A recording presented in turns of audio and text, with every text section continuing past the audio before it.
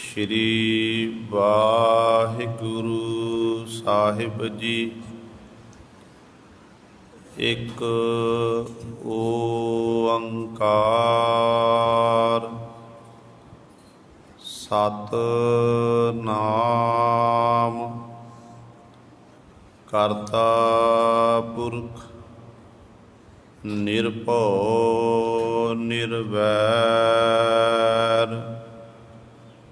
ਅਕਾਲ ਮੂਰਤ ਅਜੂਨੀ ਸੈਭੰ ਗੁਰ ਪ੍ਰਸਾਦ।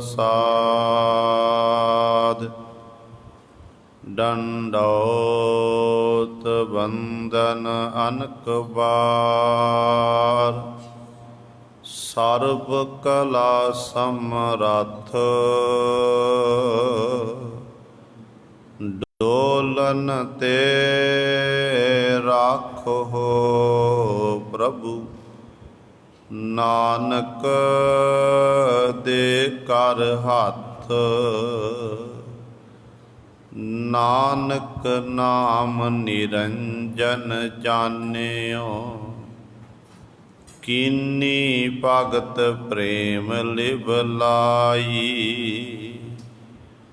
ਤਾਤੇ ਅੰਗਦ ਅੰਗ ਸੰਗ ਭਇਓ ਸਾਇਰ ਤਿਨ ਸ਼ਬਦ ਸੁਰਤ ਕੀ ਨੀਵ ਰਖਾਈ। ਗੁਰ ਅਮਰਦਾਸ ਕੀ ਅਕਥ ਕਥਾ ਹੈ ਇਕ ਜੀਹ ਕਛ ਕਹੀ ਨ ਜਾਈ। ਸੋਢੀ ਸ੍ਰਿਸ਼ਟ ਸਕਲ ਤਾਰਨ ਕੋ ਅਬ ਗੁਰ ਰਾਮਦਾਸ ਕੋ ਮਿਲੀ ਵਡਾਈ। ਸੋਢੀ ਸ੍ਰਿਸ਼ਟ ਸਕਲ ਤਾਰਨ ਕੋ ਅਬ ਗੁਰ ਰਾਮਦਾਸ ਕੋ ਮਿਲੀ ਵਡਾਈ। ਬਾਣੀ ਗੁਰੂ ਗੁਰੂ ਹੈ ਬਾਣੀ ਵਿੱਚ ਬਾਣੀ ਅੰਮ੍ਰਿਤ ਸਾਰੇ। ਗੁਰਬਾਣੀ ਕਹੈ ਸੇਵਕ ਜਨ ਮਾਨੈ ਪਰਤਖ ਗੁਰੂ ਨਿਸਤਾਰੇ। ਸੋ ਕਹੋ ਠਲ ਗੁਰ ਸੇਵੀਐ ਅਹਨਿਸ ਸਹਿਜ ਸੁਭਾਏ। ਦਰਸ਼ਨ ਪਰਸੈ ਗੁਰੂ ਕੈ ਜਨਮ ਮਰਨ ਦੁਖ ਜਾਏ। ਹੋਵੈ ਸਿਫਤ ਖਸਮ ਦੀ ਨੂਰ ਅਰਸੋ ਕੁਰਸੋ ਝਟੀਐ। ਤੁਧ ਡਿਠੇ ਸੱਚੇ ਪਾਤਸ਼ਾਹ ਮਲ ਜਨਮ ਜਨਮ ਦੀ ਕੱਟੀਐ। ਸੱਜਣ ਸੱਚਾ ਪਾਤਸ਼ਾਹ ਸਿਰ ਸਾਹਾਂਦੈ ਸਾਹੋ। ਜਿਸ ਪਾਸ ਬੈਠਿਆ ਸੋਹੀਐ ਸਭਨਾ ਦਾ ਬੇਸਾਹੋ। ਸਤਿਨਾਮ ਸ਼੍ਰੀ ਵਾਹਿਗੁਰੂ ਸਾਹਿਬ ਜੀ। ਹਰ ਜੇਠ ਜੁੜੰਦਾ ਲੋੜੀਐ ਜਿਸ ਅੱਗੇ ਸਭ ਨਿਵੰਨ। ਹਰ ਸੱਜਣ ਦਾਵਣ ਲੱਗਿਆ ਕਿਸੈ ਨ ਦੇਈ ਬੰਨ। ਹਰ ਜੇਠ ਜੁੜੰਦਾ ਲੋੜੀਐ ਜਿਸ ਅੱਗੇ ਸਭ ਨਿਵੰਨ। ਹਰ ਸੱਜਣ ਦਾਵਣ ਲੱਗਿਆ किसै न देई बन्न। माणक मोती नाम प्रभ, उन लगै नाही सन। रंग सभे नारायण, जेते मन पावन। जो हर लोड़े सो करे, सोई जी करन। जो प्रभ कीते आपने, सेई कहियह धन। आपन लिया जे मिलै, विछड़ क्यों रोवन। साधु संग परापते, नानक रंग मानन। हर जेठ रंगीला तिस धनी, जिसकै भाग मथन। साधु संग परापते,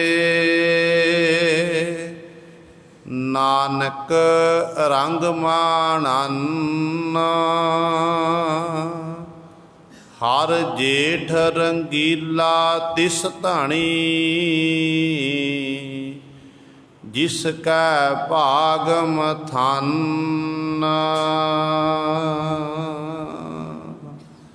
वाहिगुरु जी का खालसा, वाहिगुरु जी की फतेह। परम सन्मानयोग जुगो जुग अटल, चबर छतर तख दे मालक, हलत पल दे रखियक, सर्व सांझी वालता दा उपदेश देने वाले धन धन साहिब श्री गुरु ग्रंथ साहिब सच्चे सतगुरु जी की पावन पवित्र निੱਘੀ गोद अंदर जुड़ बैठे गुरु रूप गुरु सवारे सतसंगी जनों, आप जी बड़िया भागां वाले हो जो दशमेश पिता गुरु कलगीधर सतगुरु अमृत के दाते सर्वांस दानी साहिब कमाल धन धन साहिब श्री गुरु गोबिंद सिंह महाराज जी दे पावन पवित्र अस्थान गुरुद्वारा मंजी साहिब आलमगीर विखे सगरांद दे दिहाड़े नूं मुख रखदियां होइयां अमृत वेले तो हाजरियां भर के सतसंगत करके सतगुरु जी दीयां खुशियां प्राप्त कर रहे हो। अमृत वेले तो सजे दीवाना विच आप जी ने हुणे ही सत्कार जो गुरु घर दे कीर्तनियां पासों श्री आसा जी दी वार दे कीर्तन श्रवण कीते हन। सो आओ गुरु सवारियो, समा है जो सतगुरु पातशाह महाराज जी ने साडे उत्ते अपार बख्शिश मेहर कीती है। जेठ दे महीने दी सगरांद है ते जेठ दे महीने द्वारा सतगुरु पातशाह धन गुरु अर्जन देव महाराज 12 माहनामे बाणी दे विच सानू पावन उपदेश बख्शिश कर रहे हैं। आओ अपनियां मन बिरतियां इकागर करिए, ध्यान गुरु चरणों नाल जोड़िए ते सतगुरु महाराज जी दे पावन उपदेश नूं हिरदियां विच वसा के अपना जीवन सफला करिए। करो सारे अपनी रसना पवित्र, आखो जी सतनाम श्री वाहिगुरु साहिब जी। फेर आखो जी सतनाम। श्री वाहिगुरु साहिब जी। हर जेठ जुड़ंदा लोड़ीਐ, जिस अग्गै सब निवाना। हर सज्जन दावण लग्गिया, किसै न देई बाना। धन धन साहिब श्री गुरु अर्जन देव महाराज शहीदां दे सरताज बाणी के बोहित सतगुरु जी साडे उत्ते बख्शिश कर रहे हैं। ये पावन शब्द सतगुरां दे पावन अंक 134 ते सुशोभित है। जेठ दे महीने द्वारा पातशाह जी उपदेश बख्शिश करते ने, क्योंकि संसार दे विच मुंड कदीमां तो मनुख किसी न किसी नाल जुड़िया होया है। छोटा बड़े नाल, जिहड़ा बड़ा है वो आप ते बड़े नाल जुड़िया होया है। इस तरह जिहड़ा ये भारत वर्ष देश है, इस देश दे विच लोग अनेकां तरीक़िਆਂ दे नाल परमात्मा दी इबादत करते हैं, बंदगी करते हैं। कोई किसी की आराधना कर रहा, कोई किसी की आराधना कर रहा है। जिवें आपां कह दईए कि हिंदू मत अनुसार 33 करोड़ देवते मन्ने गए ने, पर जो उदों की आपां गिणती करिए तो इन्नी गुरु सर भारत वर्ष लोगों की जनसंख्या नहीं सी जिन्ने देवते ने। सो कहण दा भाव है कि हर एक नूं देवता मन के ये लोग पूजा करते सी, हर एक नाल जुड़े हुए सन। कोई किसी की पूजा करदा, कोई किसी की पूजा करदा, पर साडे गुरु साहिबान जी ने सानू समझा दिता कि नहीं भाई, कि एक परमात्मा की पूजा करनी है। परमात्मा तो बिना किसी की आराधना नहीं करनी। पूजा कीचै नाम ध्याईऐ, बिन नावै पूजना होई। कि परमात्मा के नाम तो बिना पूजा नहीं है, क्योंकि परमात्मा का नाम ही सब कुछ है। इस करके ए जीव बाकी तू सारियां दा सहारा छड्ड के केवल एक परमात्मा दे नाल जुड़ना कर। पहली पंक्ति च पातशाही बचन करते ने, कहते हर जेठ जुड़ंदा लोड़ी है, जिस अग्गै सब निवाना। पिंडां दे विच आम तौर ते जदों बड़ा बच्चा घर विच हुंदा सी ते पुराने समयां विच ये शब्द वरतिया जांदा सी कि ये जेठा पुੱਤ है, भाव ये बड़ा पुੱਤਰ है। तो उदों समा इहो जिहा सी कि सारे परिवार की आपस विच बड़ा प्यार हुंदा सी। एक घर का बड़ा पुरख फैसला लैंदा सी ते सारे नूं वो फैसला मनना पैंदा सी। बड़े ने फैसला कर दिता ते सारे उस फैसले नूं मानदे सन, उस तरह सारा के काम करते हुंदे सी। भाव बड़े दा हुक्म चलदा सी। ते जेठा शब्द गुरु सवारे जेठा बड़े लिए भी वरतिया जाता है, पर इत्थे बड़ा किहड़ा है? बड़ा है परमात्मा, जिहदे बाबत धन गुरु ग्रंथ साहिब महाराज बचन करते हैं कि बड़े कीआं वडियाइयां किश कहना कथ ना जाए। बड़े दियां वडियाइयां बड़ा ही जानता है, उहदे बाबत कथन नहीं किया जा सकता है। ताइयों धन गुरु नानक देव महाराज ने सोदर की बाणी विच वचन कर दिते। सतगुरु नूं सवाल किया, जो दुनिया के लोगों पास पुछिया, सारे कहन लगे कि परमात्मा बड़ा है, बहुत बड़ा है। तो गुरु नानक पातशाह कहन लगे कि सुन बड़ा आखै सब कोय, केवड़ बड़ा डीठा होए। कहते किड्डा को बड़ा है, कोई दस सकता है? जे किसी ने डीठा होए, देखना कीता होवे ना, किसी ने देखिया होवे, उही दस सकता कि परिपूर्ण परमात्मा वाहिगुरु किड्डा को बड़ा है। इस करके गुरु सवारे परमात्मा बहुत बड़ा है। ਉਹਦਾ ਕੋਈ ਹੱਦ ਬੰਨਾ ਨਹੀਂ ਹੈ। ਜਿਵੇਂ ਆਪਾਂ ਕਹਿ ਦਈਏ ਇਹ ਧਰਤੀ ਹੈ, ਧਰਤੀ 9 ਖੰਡ ਪ੍ਰਿਥਵੀ ਹੈ, 9 ਖੰਡਾਂ ਵਿੱਚ ਵੰਡੀ ਹੋਈ ਹੈ। ਧਰਤੀ ਦੀ ਗਿਣਤੀ ਮਿਣਤੀ ਕੀਤੀ ਜਾ ਸਕਦੀ ਹੈ ਕਿ ਇੰਨੀ ਲੰਬਾਈ ਹੈ, ਇੰਨੀ ਚੌੜਾਈ ਹੈ, ਇਹ ਗਿਣੀ ਜਾ ਸਕਦੀ ਹੈ। ਧਰਤੀ ਦਾ ਹੱਦ ਬੰਨਾ ਹੋ ਗਿਆ ਕਿ 9 ਖੰਡ ਪ੍ਰਿਥਵੀ ਹੈ, ਪਰ ਪਰਮਾਤਮਾ ਦਾ ਕੋਈ ਹੱਦ ਬੰਨਾ ਨਹੀਂ ਗੁਰੂ ਸਵਾਰਿਓ। ਪਰਮਾਤਮਾ ਬੇਅੰਤ ਹੈ, ਪਰਮਾਤਮਾ ਸਭ ਤੋਂ ਵੱਡਾ ਹੈ। ਤਾਈਓ ਗੁਰੂ ਧੰਨ ਗੁਰੂ ਅਰਜਨ ਦੇਵ ਮਹਾਰਾਜ ਨੇ ਗੁਰੂ ਨਾਨਕ ਸਾਹਿਬ ਮਹਾਰਾਜ ਦੇ ਸਤਿਕਾਰ ਵਿੱਚ ਇਹ ਬਚਨ ਕਰ ਦਿੱਤੇ। ਕਹਿੰਦੇ ਨੇ ਸਤਿਗੁਰੂ ਗੁਰੂ ਨਾਨਕ ਪਾਤਸ਼ਾਹ ਮਹਾਰਾਜ ਨੂੰ, ਕਹਿੰਦੇ ਗਿਆਨ ਧਿਆਨ ਕਿਛ ਕਰਮ ਨਾ ਜਾਣਾ, ਸਾਰ ਨਾ ਜਾਣਾ ਤੇਰੀ, ਸਭ ਤੇ ਵੱਡਾ ਸਤਿਗੁਰ ਨਾਨਕ ਜਿਨ ਕਲ ਰਾਖੀ ਮੇਰੀ। ਕਿ ਸਭ ਤੋਂ ਵੱਡੇ ਮੇਰੇ ਸਤਿਗੁਰੂ ਗੁਰੂ ਨਾਨਕ ਸਾਹਿਬ ਮਹਾਰਾਜ ਜੀ ਹਨ, ਜਿਨ੍ਹਾਂ ਨੇ ਕਲਯੁਗ ਦੇ ਇਸ ਭਿਆਨਕ ਸਮੇਂ ਦੇ ਵਿੱਚ ਮੇਰੀ ਪਤ ਇੱਜ਼ਤ ਰੱਖਣਾ ਕੀਤੀ ਹੈ।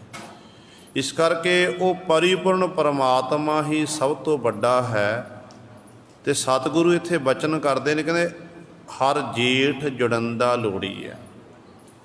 ਜਿਹੜਾ ਸਭ ਤੋਂ ਵੱਡਾ ਹੈ, ਜੇਠਾ ਹੈ, ਮਨੁੱਖਾ ਜਨ ਰੂਪੀ ਜੇਠ ਦੇ ਮਹੀਨੇ ਵਿੱਚ ਕਹਿੰਦੇ ਭਾਈ ਉਸ ਮਾਲਕ ਪ੍ਰਭੂ ਦੇ ਨਾਲ ਜੁੜਨਾ ਚਾਹੀਦਾ, ਜਿਸ ਅੱਗੇ ਸਭ ਨਿਵੰਨ, ਜਿਹਦੇ ਅੱਗੇ ਸਾਰੀਆਂ ਸ਼ਕਤੀਆਂ ਨਿਵਾਉਂਦੀਆਂ ਹਨ, ਭਾ ਜਿਹਨੂੰ ਸਾਰੀ ਜਿੰਨੀਆਂ ਵੀ ਤਾਕਤਾਂ ਹਨ ਆ ਕੇ ਸਜਦਾ ਕਰ ਨਮਸਕਾਰਾ ਕਰਦੀਆਂ ਹਨ। ਗੌੜੀ ਰਾਗ ਦੇ ਵਿੱਚ 5ਵੇਂ ਗੁਰ ਦੇ ਮਹਾਰਾਜ ਦਾ ਫਰਮਾਨ ਹੈ।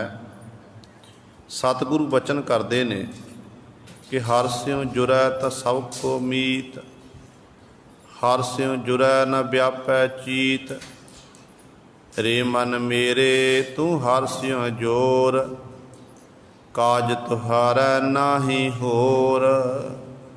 ਸਤਿਗੁਰੂ ਜੀ ਬਚਨ ਕਰਦੇ ਨੇ, 5ਵੇਂ ਗੁਰ ਦੇ ਮਹਾਰਾਜ ਦਾ ਫਰਮਾਨ ਹੈ। ਕਹਿੰਦੇ ਭਾਈ ਜੇ ਤੂੰ ਹਰੀ ਨਾਲ ਜੁੜ ਗਿਆ ਨਾ, ਹਰੀ ਪਰਮਾਤਮਾ ਨੂੰ ਆਪਣਾ ਮਿੱਤਰ ਬਣਾ ਲਿਆ, ਸੱਜਣ ਬਣਾ ਲਿਆ, ਤੇ ਸਾਜਣੀ ਦੁਨੀਆ ਦੇ ਲੋਕ ਸਾਰੇ ਤੇਰੇ ਮੀਤ ਮਿੱਤਰ ਬਣ ਜਾਣਗੇ। ਜੇ ਤੂੰ ਹਰੀ ਪਰਮਾਤਮਾ ਨਾਲ ਜੁੜ ਗਿਆ ਤੇ ਹਰੀ ਪਰਮਾਤਮਾ ਨਾਲ ਜੁੜਨ ਕਰਕੇ ਤੈਨੂੰ ਕਿਸੇ ਪ੍ਰਕਾਰ ਦਾ ਦੁੱਖ ਨਹੀਂ ਵਿਆਪੇਗਾ। ਹੁਣ ਇਹਦਾ ਮਤਲਬ ਇਹ ਨਹੀਂ ਕਿ ਨਾਮ ਜਪਣ ਵਾਲਿਆਂ ਨੂੰ, ਗੁਰਮੁਖਾਂ ਉੱਤੇ ਦੁੱਖ ਨਹੀਂ ਆਉਂਦਾ। ਤੱਤੀ ਤਵੀ ਉੱਤੇ ਬੈਠਣਾ ਪਿਆ ਧੰਨ ਗੁਰੂ ਅਰਜਨ ਦੇਵ ਮਹਾਰਾਜ ਨੂੰ।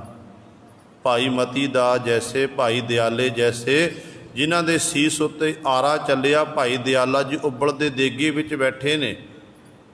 ਕਿ ਉਹ ਹਰੀ ਨਾਲ ਜੁੜੇ ਨਹੀਂ ਸਨ, ਉਹ ਆਪਣੇ ਗੁਰੂ ਨਾਲ ਇੱਕਮਿਕ ਸੀ। ਫਿਰ ਸਤਿਗੁਰੂ ਕਹਿੰਦੇ ਹਰਿ ਸਿਉ ਜੁਰੈ ਨ ਵਿਆਪੈ ਕਾਰਾ। ਸਤਿਗੁਰੂ ਦਾ ਕਹਿਣ ਦਾ ਭਾਵ ਕੀ ਹੈ ਕਿ ਦੁੱਖ ਆਉਂਦਾ ਹੈ, ਪਰ ਦੁੱਖ ਨੂੰ ਝੱਲਣ ਦੀ ਤਾਕਤ, ਸਮਰੱਥਾ ਗੁਰੂ ਸਾਹਿਬਾਨ ਜੀ, ਵਾਹਿਗੁਰੂ ਜੀ ਉਸ ਜੀਵ ਨੂੰ ਬਖਸ਼ਿਸ਼ ਕਰ ਦਿੰਦੇ ਨੇ। ਉਹਦੀ ਅਵਸਥਾ ਇਹੋ ਜਿਹੀ ਹੋ ਜਾਂਦੀ ਜਿਹਦੇ ਬਾਬਤ ਧੰਨ ਗੁਰੂ ਤੇਗ ਬਹਾਦਰ ਸਾਹਿਬ ਮਹਾਰਾਜ ਫਰਮਾਨ ਕਰਦੇ ਨੇ ਕਿ ਜੋ ਨਰ ਦੁੱਖ ਮੈਂ ਦੁੱਖ ਨਹੀਂ ਮਾਨੈ, ਸੁਖ ਸਨੇਹੋ ਅਰ ਭੈ ਨਹੀਂ ਜਾਕੈ, ਕੰਚਨ ਮਾਟੀ ਮਾਨੈ। ਉਹਨਾਂ ਦੀ ਅਵਸਥਾ ਇਹੋ ਜਿਹੀ ਹੁੰਦੀ ਹੈ, ਉਹ ਬ੍ਰਹਮ ਗਿਆਨੀਆਂ ਜੈਸੀ ਅਵਸਥਾ, ਦੁੱਖ ਸੁੱਖ ਵਿੱਚ ਇੱਕ ਸਾਂ ਬਿਰਤੀ ਰੱਖਣੀ। ਪਰ ਕਹਿਣ ਦਾ ਭਾਵ ਹੈ ਕਿ ਉਹਨਾਂ ਨੂੰ ਦੁੱਖ ਆਉਂਦਾ ਜ਼ਰੂਰ ਹੈ, ਪਰ ਦੁੱਖ ਨੂੰ ਝੱਲਣ ਦੀ ਸਮਰੱਥਾ, ਤਾਕਤ ਤੇ ਗੁਰੂ ਸਾਹਿਬਾਨ ਜੀ ਬਖਸ਼ਿਸ਼ ਕਰ ਦਿੰਦੇ ਨੇ। ਕਿਉਂਕਿ ਸੰਸਾਰ ਦੇ ਵਿੱਚ ਬਹੁਤ ਸਾਰੇ ਰੋਗ ਨੇ।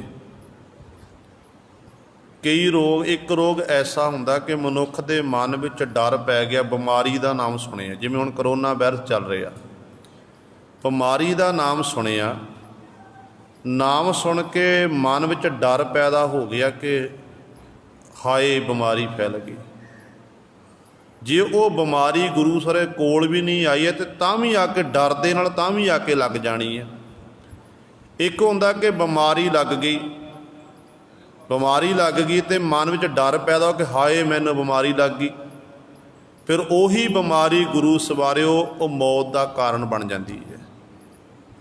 ਤੇ ਇੱਕ ਪਤਾ ਹੈ ਬਿਮਾਰੀ ਲੱਗੀ ਹੈ, पर वो घबराउंदा नहीं कि नहीं अज नहीं तो कल तो मरना ही है, कोई गल नहीं, जे मेरी मौत इस तरह लिखी है तो इस तरह मैं मरांगा। तो परमात्मा के हुक्म दे विच है, वाहिगुरू की रजा दे विच है, ਉਹਦੇ अंदरों फिर डर खत्म ਹੁੰਦਾ।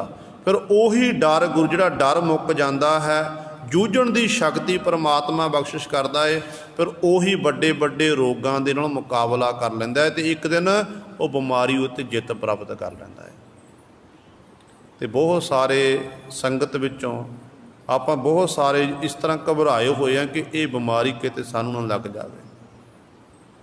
जिमें गुरु सर साडे कर्मां विच लिखिआ वो होना है, आपां थोड़ी जी सावधानी वरतनी है। बस किसी नाल हथ नहीं मिलाना, जफ्फी नहीं पानी। साडे गुरु साहिबान सानूं पहलां ही कह गए ने, गुरु साहिबान जी ने पहलां ही सानूं हुक्म कर दिता कि जदों सिंह सिंह नूं मिले, एक दूजे नूं मिलण वेले फतेह बुलाणी है हथ जोड़ के।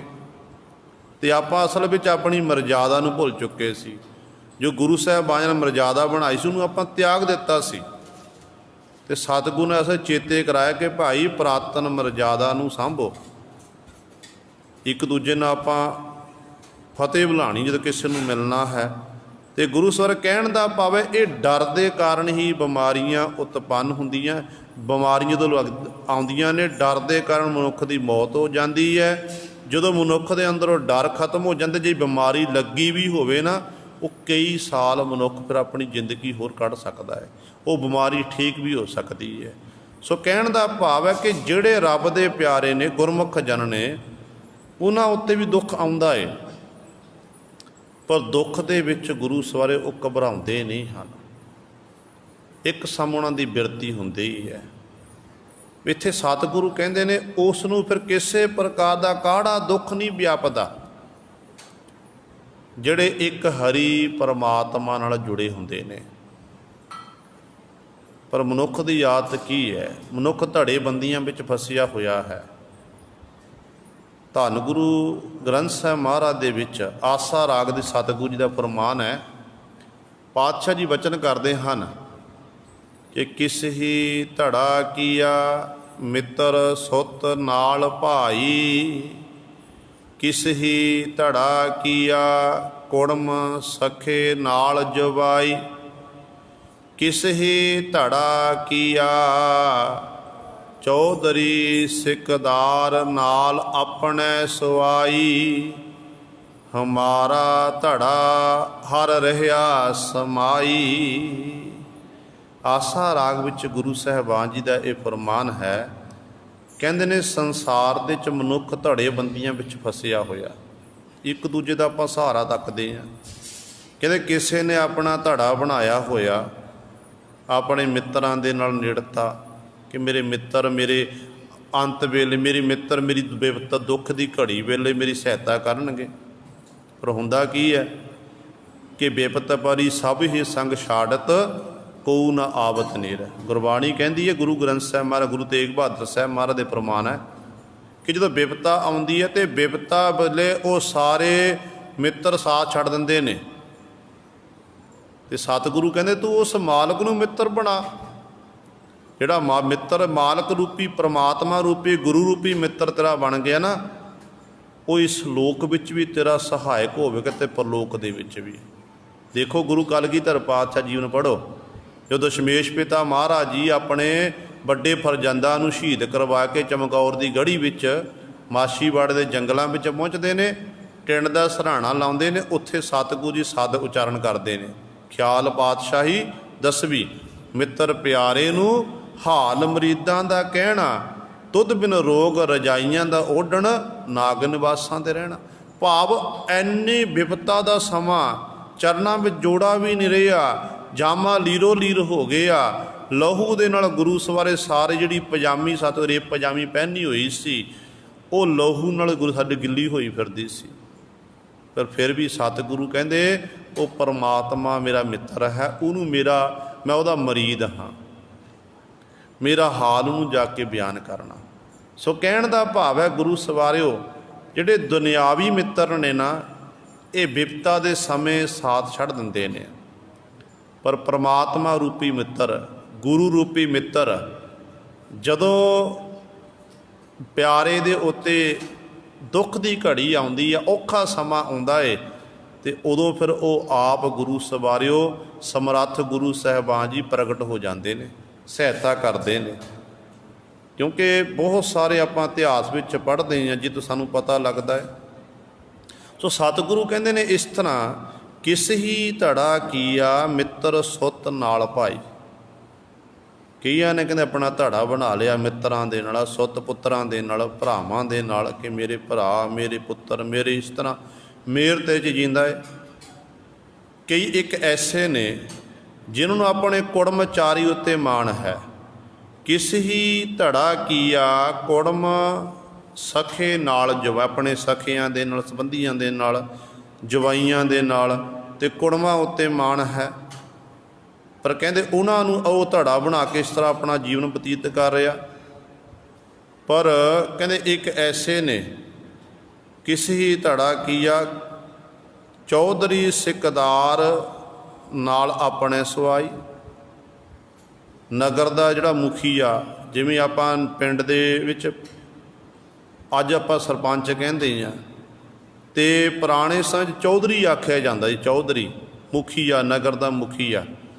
ਤੇ ਕਹਿੰਦੇ ਉਹ ਜਿਹੜਾ ਮਨ ਪੰਚ ਸਰਪੰਚ ਦੇ ਨਾਲ, ਚੌਧਰੀ ਨਾਲ ਜਿਸ ਨੇ ਆਪਣੀ ਮਿੱਤਰਤਾ ਬਣਾਈ ਹੋਈ ਹੈ ਕਿ ਇਹੀ ਮੇਰੇ ਸਭ ਕੁਝ ਨੇ। ਪਰ ਸਤਿਗੁਰੂ ਨੇ ਹਮਾਰਾ ਹਰ ਧੜਾ ਹਰ ਰਿਹਾ ਸਮਾਈ, ਕਿ ਭਾਈ ਦੁਨੀਆ ਦੇ ਲੋਕਾਂ ਦੇ ਹੋਵੇ, ਕਿਸੇ ਦੀ ਚੌਧਰੀ ਨਾਲ ਗੱਲਬਾਤ ਹੋਵੇਗੀ, ਕਿਸੇ ਨੂੰ ਆਪਣੇ ਜਵਾਈਆਂ ਉੱਤੇ, ਕੁੜਮਾਂ ਉੱਤੇ ਮਾਣ ਹੋਵੇਗਾ, ਕਿਸੇ ਨੂੰ ਆਪਣੇ ਇਸ ਮਿੱਤਰਾਂ ਸੱਜਣਾ ਉੱਤੇ, ਭਰਾਵਾਂ ਉੱਤੇ, ਸਾਕ ਸੰਬੰਧੀਆਂ ਉੱਤੇ ਮਾਣ ਹੋਵੇਗਾ। ਪਰ ਸੱਚ ਜਾਣਿਓ, ਮੇਰਾ ਧੜਾ ਤਾਂ ਹਰੀ ਹੈ, ਹਰੀ ਪਰਮਾਤਮਾ ਦਾ ਨਾਮ ਹੈ। ਮੈਨੂੰ ਹਰੀ ਵਾਹਿਗੁਰੂ ਉੱਤੇ ਮਾਣ ਹੈ। ਹਰੀ ਵਾਹਿਗੁਰੂ ਪਰਮਾਤਮਾ ਹੀ ਹਰ ਸਮੇਂ ਮੇਰੀ ਬਾਂਹ ਪਕੜਨ ਵਾਲਾ ਹੈ। ਕਿਉਂਕਿ ਸੱਚ ਜਾਣਿਓ, ਜਦੋਂ ਅਸੀਂ ਮਾਲਕ ਉੱਤੇ, ਵਾਹਿਗੁਰੂ ਉੱਤੇ ਵਿਸ਼ਵਾਸ ਰੱਖਾਂਗੇ, ਤੇ ਵਾਹਿਗੁਰੂ ਨੇ ਸਾਡੀ ਸਾਰੀਆਂ ਥਾਵਾਂ 'ਤੇ ਬਾਂਹ ਪਕੜਨੀ ਹੈ। ਇਹ ਔਖਾ ਸਮਾਂ ਜਿਸ ਤਰ੍ਹਾਂ ਹੁਣ ਇਹ ਆਇਆ ਹੈ, ਲੋਕ ਆਪਣੇ ਆਪਣੇ ਘਰਾਂ ਵਿੱਚ ਬੈਠੇ ਹੋਏ ਨੇ, ਸਾਰਿਆਂ ਦੇ ਕੰਮਕਾਰ ਬੰਦ ਨੇ, ਤੇ ਗੁਰੂ ਸਵਾਰਿਓ ਪਹਿਲਾਂ ਸਾਡੇ ਕੋਲ ਸਮਾਂ ਹੁੰਦਾ ਸੀ, ਆਪਾਂ ਕਹਿੰਦੇ ਜੇ ਕਿਸੇ ਨੂੰ ਕਹਿ ਦਈਏ ਕਿ ਬਾਣੀ ਪੜ੍ਹੋ, ਸਿਮਰਨ ਕਰ ਲਵੋ, ਤੇ ਉਦੋਂ ਆਪਾਂ ਉੱਤਰ ਦਿੰਦੇ ਹਾਂ ਕਿ ਸਾਡੇ ਕੋਲ ਸਮਾਂ ਨਹੀਂ, ਅਸੀਂ ਕੰਮ ਧੰਦੇ 'ਚ ਇੰਨੇ ਖਚਤ ਹਾਂ, ਸਾਡੇ ਕੋਲ ਸਮਾਂ ਨਹੀਂ, ਸਾਡਾ ਅੰਮ੍ਰਿਤ ਵੇਲਾ ਨਹੀਂ ਬਣਦਾ, ਸਾਡਾ ਨਿਤਨੇਮ ਨਹੀਂ ਬਣਦਾ, ਕਿਉਂਕਿ ਅਸੀਂ ਇੰਨੇ ਬਿਜੀ ਹਾਂ ਕਿ ਸਮਾਂ ਕੱਢਿਆ ਨਹੀਂ ਜਾ ਸਕਦਾ। ਹੁਣ ਆਹ ਜਿਹੜਾ ਸਮਾਂ ਸਾਨੂੰ ਪ੍ਰਾਪਤ ਹੋਇਆ, ਦੁਬਾਰਾ ਨਹੀਂ ਮਿਲਣਾ, ਇਹ ਸੱਚ ਜਾਣਿਓ। ਇਹ ਜੁੜਨ ਦਾ ਸਮਾਂ ਹੈ। ਜਿਵੇਂ ਆਪਾਂ ਸਤਿਗੁਰੂ ਨੇ ਸਾਨੂੰ ਦੱਸਿਆ ਕਿ ਭਾਈ ਇਸ ਤਰ੍ਹਾਂ ਇਹ ਸਮਾਂ, ਜਿਵੇਂ ਆਪਾਂ ਨੇ ਬੱਚਿਆਂ ਤੋਂ ਦੂਰ ਹੋਏ ਸੀ, ਬਹੁਤ ਤਾਦਾਦ ਦੇ ਕਈ ਮਾਪੇ ਐਸੇ ਨੇ ਕਿ ਹਫ਼ਤਾ ਮਹੀਨਾ ਆਪਣੇ ਘਰ ਨਹੀਂ ਵੜਨਾ, ਤੇ ਬੱਚਿਆਂ ਨੂੰ ਮਿਲਣਾ ਵੀ ਨਹੀਂ, ਬੱਚਿਆਂ ਨੂੰ ਉਹ ਟਾਈਮ ਨਹੀਂ ਦੇ ਸਕਦੇ ਸੀ। ਤੇ ਆਹ ਸਮਾਂ ਹੈ ਸਤਿਗੁਰਾਂ ਦੀ ਬਾਣੀ ਨਾਲ ਜੁੜਨ ਦਾ, ਆਪਣੇ ਬੱਚਿਆਂ ਨਾਲ ਜੁੜਨ ਦਾ, ਤੇ ਬੱਚਿਆਂ ਨੂੰ ਗੁਰਬਾਣੀ ਦੀਆਂ ਲੋਰੀਆਂ ਦੇਣ ਦਾ। ਖਾਸ ਤੌਰ 'ਤੇ ਮਾਵਾਂ ਭੈਣਾਂ, ਪੁਰਾਤਨ ਸਮਿਆਂ ਵਿੱਚ ਜਦੋਂ ਬੀਬੀਆਂ ਘਰ ਦਾ ਕੰਮ ਕਰਦੀਆਂ ਹੁੰਦੀਆਂ ਸਨ, ਤੇ ਬੱਚਿਆਂ ਨੂੰ ਗੋਦੀ ਵਿੱਚ ਲੈ ਲੈਣਾ, ਤੇ ਨਾਲ ਗੁਰੂ ਸਵਾਰੇ ਸਬਜ਼ੀ ਕੱਟਣੀ ਹੈ, ਨਾਲ ਮੁੱਖੋਂ ਗੁਰਮੰਤਰ, ਮੂਲ ਮੰਤਰ ਪੜ੍ਹਨਾ, ਤੇ ਜਪਜੀ ਸਾਹਿਬ ਦਾ ਪਾਠ ਕਰਨਾ। ਫਿਰ ਜਦੋਂ ਸੌਣਾ, ਰਾਤ ਸੌਣ ਵੇਲੇ ਜਨਮ ਸਾਖੀ ਗੁਰੂ ਨਾਨਕ ਪਾਤਸ਼ਾਹ ਦੀ ਪੜ੍ਹੀ ਜਾਂਦੀ ਸੀ। ਆਮ ਤੌਰ 'ਤੇ ਪਿੰਡਾਂ ਦੇ ਵਿੱਚ ਸੌਣ ਤੋਂ ਪਹਿਲਾਂ ਮਾਤਾਵਾਂ ਜਨਮ ਸਾਖੀ ਪੜ੍ਹਦੇ ਹੁੰਦੇ ਸੀ, ਤੇ ਬੱਚੇ ਤੇ ਨਾਲ ਸਾਰੇ ਪਰਿਵਾਰ ਦੇ ਮੈਂਬਰ ਗੁਰੂ ਸਾਹਿਬ ਬੈਠ ਕੇ ਸੁਣਦੇ ਹੁੰਦੇ ਸੀ। ਹੁਣ ਆਪਾਂ ਸਭ ਕੁਝ ਛੱਡ ਚੁੱਕੇ ਹਾਂ, ਤੇ ਸੁਣਨਾ, ਫਿਰ ਸੁਣ ਕੇ ਬਾਅਦ ਜਾਣੇ ਬੱਚਿਆਂ ਨੂੰ ਸਵਾਲ ਕਰਨਾ ਕਿ ਅੱਜ ਤੁਸੀਂ ਆਹ ਪੜ੍ਹਿਆ ਸੀ ਗੁਰੂ ਨਾਨਕ ਪਾਤਸ਼ਾਹ ਦੇ ਜੀਵਨ ਸੰਬੰਧੀ, ਤੇ ਧੰਨ ਗੁਰੂ ਨਾਨਕ ਦੇਵ ਮਹਾਰਾਜ ਨੇ ਕੀ ਉਪਦੇਸ਼ ਦੇਣਾ ਕੀਤਾ। ਇਸ ਕਰਕੇ ਇਹ ਸਮਾਂ ਹੈ, ਜੇ ਅੱਜ ਆਪਾਂ ਇਸ ਸਮੇਂ ਦੀ ਸੰਭਾਲ ਕਰ ਲਈ, ਬਾਣੀ ਨਾਲ ਜੁੜ ਗਏ, ਤੇ ਸੱਚ ਜਾਣੇ ਸਾਡਾ ਜੀਵਨ ਅਮਰ ਹੋ ਜਾਵੇਗਾ, ਅੰਮ੍ਰਿਤ ਬਣ ਜਾਵੇਗਾ। ਜੇ ਇਹ ਸਮਾਂ ਆਪਾਂ ਖੁੰਝਾ ਲਿਆ, ਫਿਰ ਦੁਬਾਰਾ ਸਾਡੇ ਹੱਥ ਵਿੱਚ ਸਮਾਂ ਨਹੀਂ ਆਉਣਾ ਹੈ।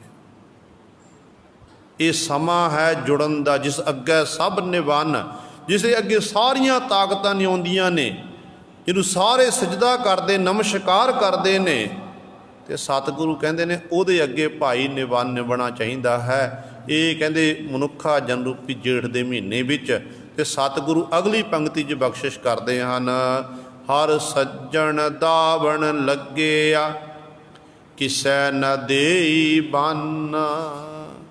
ਹਰੀ ਜਿਹੜਾ ਸੱਜਣ ਹੈ, ਸੱਜਣ ਸੱਚਾ ਪਾਤਸ਼ਾਹ, ਸਿਰ ਸਾਹਾਂ ਦਾ ਸਾਹੋ, ਜਿਸ ਪਾਸ ਬਹਿਠਿਆ ਸੋਹੀਐ ਸਭਨਾ ਦਾ ਬੇਸਾਹੋ।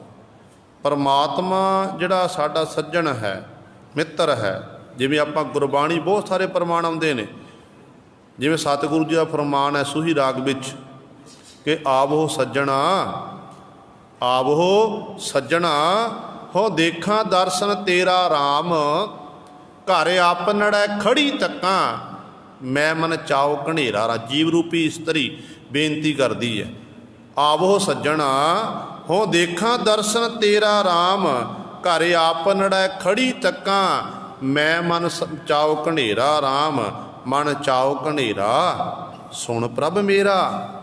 ਇਹ ਮੇਰੇ ਪ੍ਰਭੂ ਜੀ, ਤੁਸੀਂ ਮੇਰੇ ਹੋ, ਸੁਣਨਾ ਕਰੋ। ਮੇਰੇ ਮਨ 'ਚ ਤੁਹਾਨੂੰ ਮਿਲਣ ਦੀ ਤਾਂਘ ਹੈ, ਚਾਅ ਪੈਦਾ ਹੋਇਆ ਹੈ।